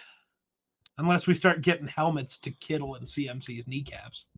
I will spread the nastiest, most ungodly narratives against that fucking team if anyone on the 49ers gets hurt. That is how they tackle. And Dan Campbell saying this is just how we play.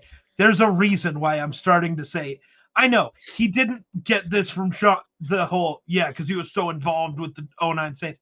He was still on the team. He still learned being shitty from Sean Payton. Yeah. It's possible. And I'm beginning to think so because of the way he defended it. Also, unrelated, Grayson, it bothers me how bad you misspelled Madubuike. Madubuike. Justine Madubuike. But no, genuinely speaking, the 49ers are the better team at every position. Yep. Except the right tackle. And center and right guard and left. Okay, yeah, except for the offensive line outside of left tackle. Yes. So what do you have? 11 starters on either side of the field?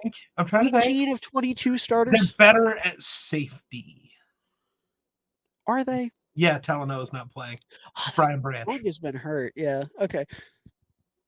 I don't know. Jair Brown's been pretty fucking solid. Yeah, but he's not Brian Branch. And okay. Though I don't know. Kirby Joseph does make me want to not give that Lions defense any credit at all anywhere. Okay. I fucking hate that guy. At least 3/4 of their starters are better. Oh, more than that.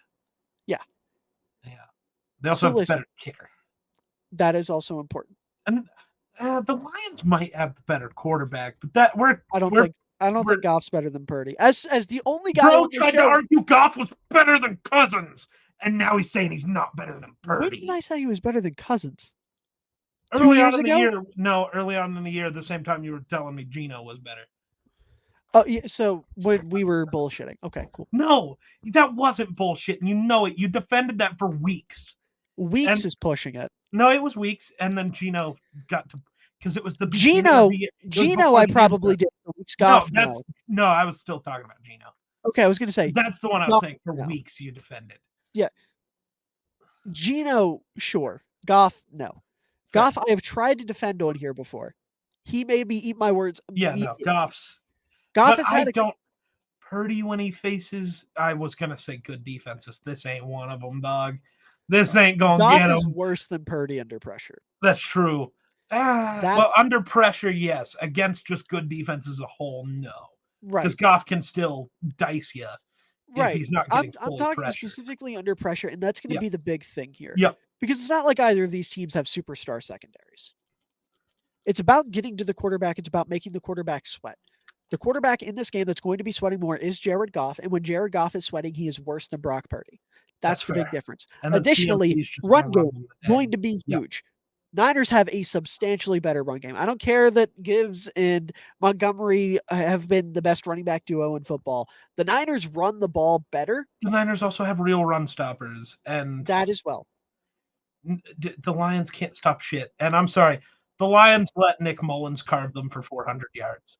Purdy's gonna have the day where everybody actually gets to clown you and say Purdy's top 5, which he's not. But yeah, Purdy's gonna do the Nick Mullins thing. It's about something else that I should have brought up when we were talking about the other game as well. So I'll just kind of grandfather that in.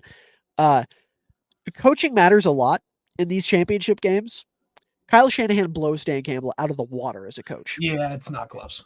Andy Reid, and then on the other side, Andy Reid's a lot better as a coach than John Harbaugh. It's closer, but it's still not close. Dan Campbell, he's a fine mentor. He's a fine players coach. Whatever. Shanahan, in my opinion, is the best coach in football. Point blank. Period. I wholeheartedly believe that.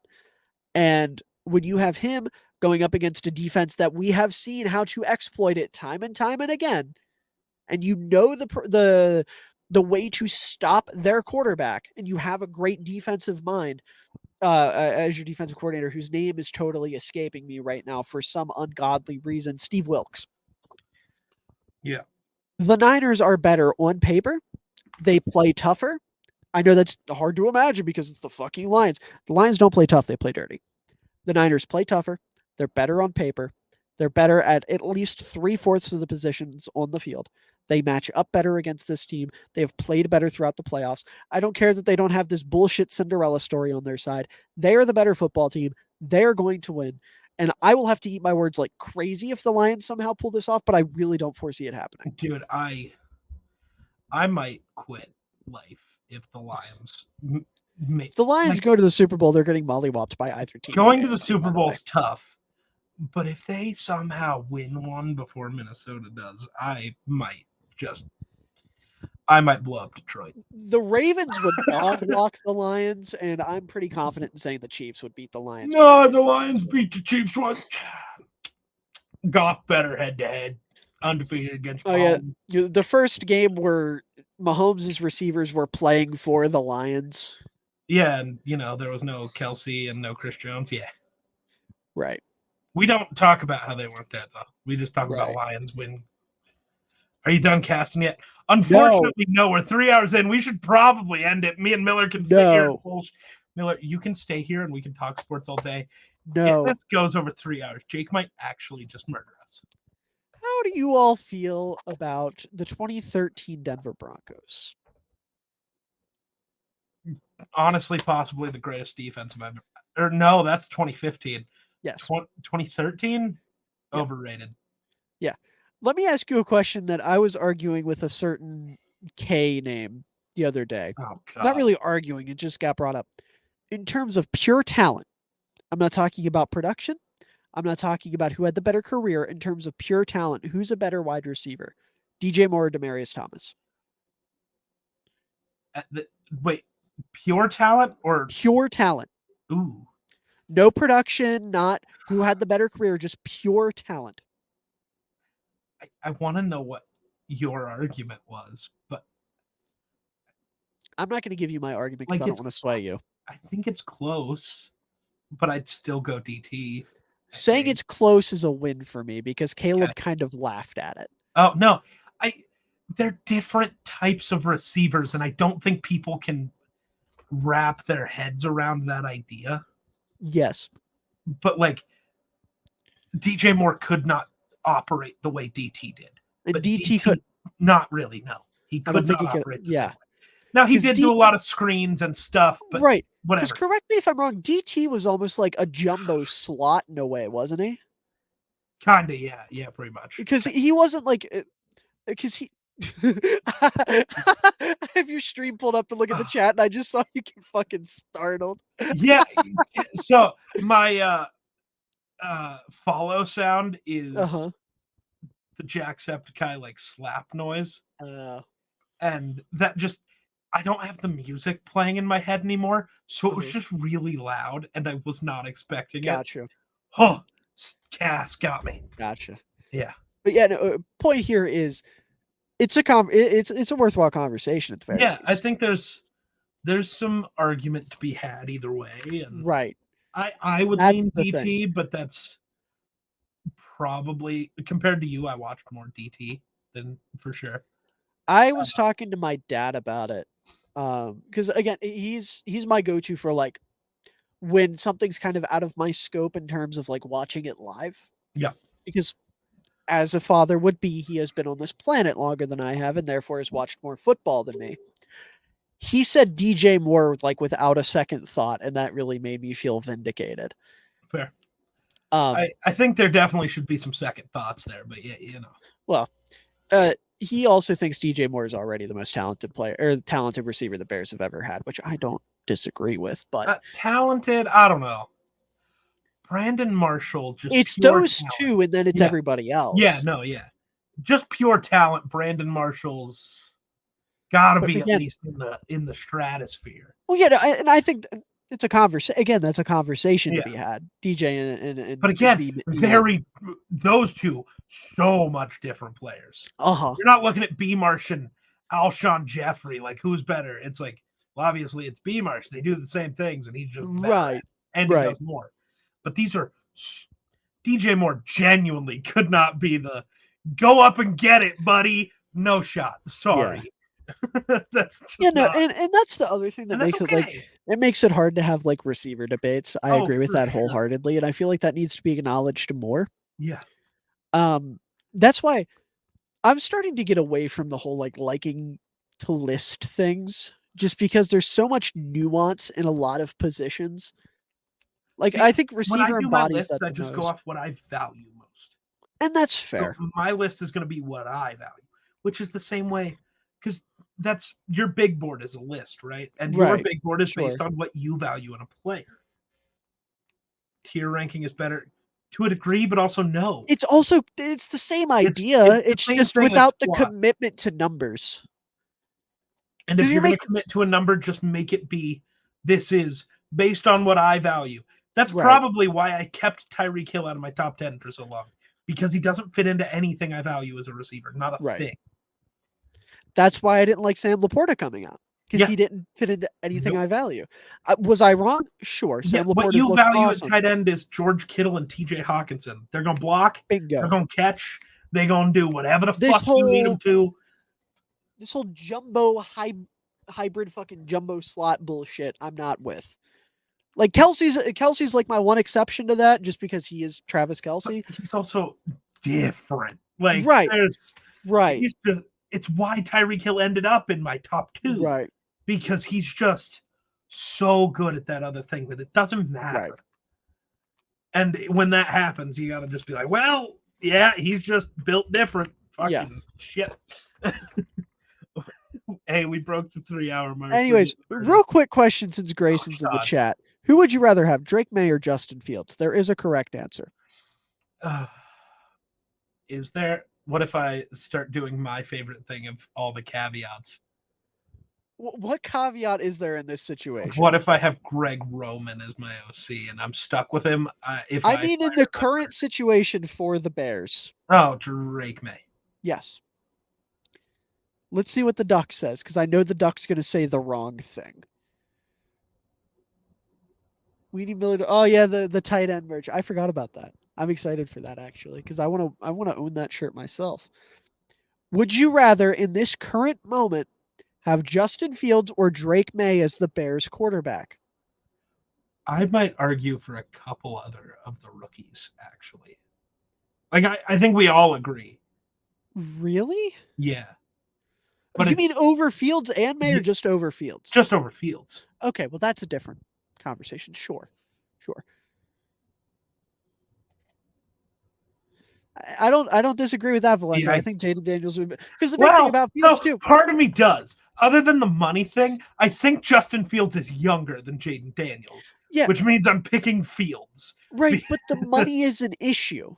Well, but maybe it's not. We're all pretending like he's going to demand this crazy amount.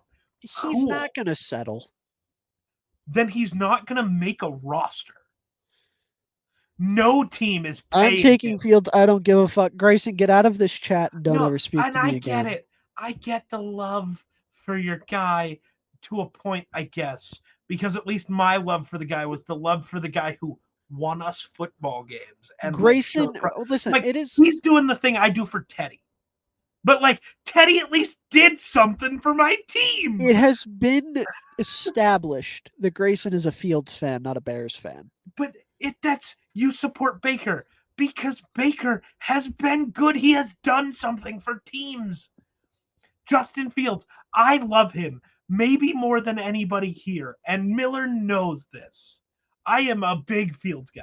But he has done nothing. He has proved nothing. Yeah. And unless you're getting him. Now, like, Drake May is going to earn, what, $13 million a year, technically, on his rookie deal. If you can get Fields for somewhere under 20, you can start maybe arguing it. Fields with Marvin would be generational. No, it wouldn't. If Fields can find Marvin. Well, I think we're going a little too far. Come on. I'll put it this way. Now you're pretending Fields is like the worst quarterback you've ever seen. No. And that's a little nuts. No, he's not. And I'm not trying to say that. I jumped the gun on that. I'm trying to think of the best way to put if Fields can get the ball to Marvin without taking 3.5 seconds to get it to him. We have Waldron now. That doesn't fix the main issue with Fields. Actually, that makes it worse because Waldron's offense is a Kirk Cousins offense.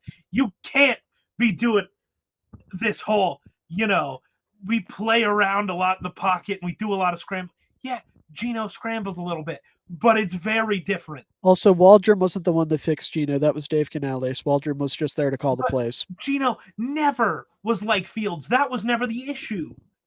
Geno wasn't scrambling and just throwing. And Russ was kind of like Fields, but if you noticed, Russ wasn't fantastic under Waldron. Russ got bad without Canales. Caleb, I'm okay with that. Drake May is just as good as Caleb, you fucking feathered bitch. I still think better than Fields, but I still think there's different. But that's, again, we're going to disagree. We had this same argument last year with Stroud and Young, and it doesn't matter. Also, then watch May. Watch him right now. It's your homework. But it doesn't matter. That's the thing with Grayson. I'm going off on this again. He doesn't understand what he's looking at when he watches it. And when me and you try to explain it to him, he doesn't listen. He just accepts it, and I'm mad about it. Huh. This is me pleading the fifth. Why are you pleading the fifth? Because I do not want to put my friendship with Grayson in jeopardy. This is how me and Grayson talk. It's fine. You should see how we are when we put the stream. It's incredible when he's in streams. It's just incredible. Darnell Washington goes burr. Did he do anything this year? No, because he's not good at football. He's just big, good athlete. I like Darnell as a prospect, though. Darnell Washington is the new brand of Pettigrew. Vibes. All I need is vibes. Dude, Tell me how many rings you're winning with vibes. Dude, if you went on vibes, you would have thought Brady is the worst quarterback to ever live. True. The vibe from Brady, look at I do, Jedi. I just don't know when this is ever going to end. I think Miller's now making a point of making this the longest show ever. That's not going to happen. We hit like 4 with Patrick and Jackson, didn't we? We didn't. What did we hit? I don't know. I don't think we went over 3. I'm just trying to be an asshole at this point. Yeah, I noticed, and it's working. I'm good at what I do. Our longest. Wasn't it like 230? 244. Oh, woo. Yeah, and we're over 3. Have we gone over that? No. Well, we're gonna find out. Hold on. We get pissy if we go over 2. And I know time limits shouldn't matter, and we got to make sure we talk about the stuff that matters. It's the longest Run the North episode because I wanted it to be. And hey, we can keep going. You want to go for the record of longest episode of Miller and Geek Talk Shit? No. Why not? Because I got to be up at 9:30. This man said he had to be up early, and he's here dragging the show. I know. I got to be up at 9:30 to make my grandfather breakfast. Oh my god. It's okay. I'll just do that and then go back to sleep. Vibes were off the charts. Not really. Grayson, what do you know about vibes? Dude, Grayson, have you ever noticed your own vibe? It's off. I don't think you get vibes. Your vibe is off, so you just like all vibes are off. You know what I think would be really fun? Totally off topic. Let's go. We should play Lethal Company with Grayson sometime. Oh, no. I just want to hear Grayson scream. Oh. I think that would be funny. I'm so down for that. Dude, I don't know if I want to play games with Grayson. No. But no, I think that's going to about do it for this episode of Run the North. Thank you all so much for watching. We truly greatly appreciate it. Thank you all for putting up with us for 50 episodes, and we hope you'll put up with us for another 50, and another 50, and another 50, and another 50, and another 50, and another 50, and so on and so forth, because we're going to keep talking about football and other sports sometimes, as long as we goddamn feel like it. And you're all going to tune in and watch it, or else we're going to subject you to Grayson. And nobody wants that. But anyways, thank you to everyone who tuned in live. The discussion was rather lively. When this gets... our 50th episode being our longest feels right. Exactly. He understood the method. When this goes up on Friday morning, there's a chance the Geek will still be live. No, there's not a chance I will be. I have another 38 hours to go on the timer here. Oh, that's 1 day, 14 hours. Yeah. I thought that was like 1 hour, 14 minutes. I'm not gonna lie. No. Okay. So Geek will still be live when this goes up. Go say hi to him. Go give him money. Please. And make him stay up longer. Because that is funny. Dude, I'm still here. And when you do, please go in and say that, I don't know, just say DJ Moore go burr. That way we know you came from this video. If you made it this far into the video, comment the same thing. And we will heart your comment and reply and say, damn straight. That way you'll know that we know that you know the DJ Moore go burr. But anyways, thank you all for watching. We truly appreciate it. If you enjoyed, please make sure to leave a like down below. Helps us out, shows that you care that we're talking about shit. This is the longest outro ever. I'm just rambling at this point because I think it's funny. Check out Run the North on all platforms, Spotify, Apple Podcasts, anywhere you get your podcasts. We're there. We'll always be there. We're always going to be there for you because we care about you. Also, check us out on Twitter at Run the North. You can watch us sometimes yell at each other by using the account to yell at each other because we're too pussy to do it just from our own accounts. I've never tweeted from the Run the North. I know, it's just Jake and I. Yep. I'll just yell at you. I don't give a fuck. That's also, yeah, and also follow us all on Twitter. They'll be in the description. Follow us on YouTube. I don't think Jake does YouTube. I think it's just you and I that do the YouTubes. Yeah. Make sure you subscribe to those too, because more football content. That's always great. And also be on the lookout for like weekly videos on this channel that aren't podcast episodes. Geek and Jake have been uploading. I'm trying to figure out what the fuck I'm going to upload because I'm doing variety shit over on my channel. So I don't know what I could do over here. Maybe I'll just upload me yelling at the camera about random things for 5 minutes and see what happens. You know, like the old Family Guy episode where Peter's like, you know what really grinds my gears? Maybe I'll do that once a week for 5 minutes. I'll just yell about stupid things in football that grind my gears. And the first episode will just be me naming off every coach that doesn't use a fullback and calling them terrible things. But anyways, thank you all for watching. I'm about to be done now. Geek, say your thing. Bye.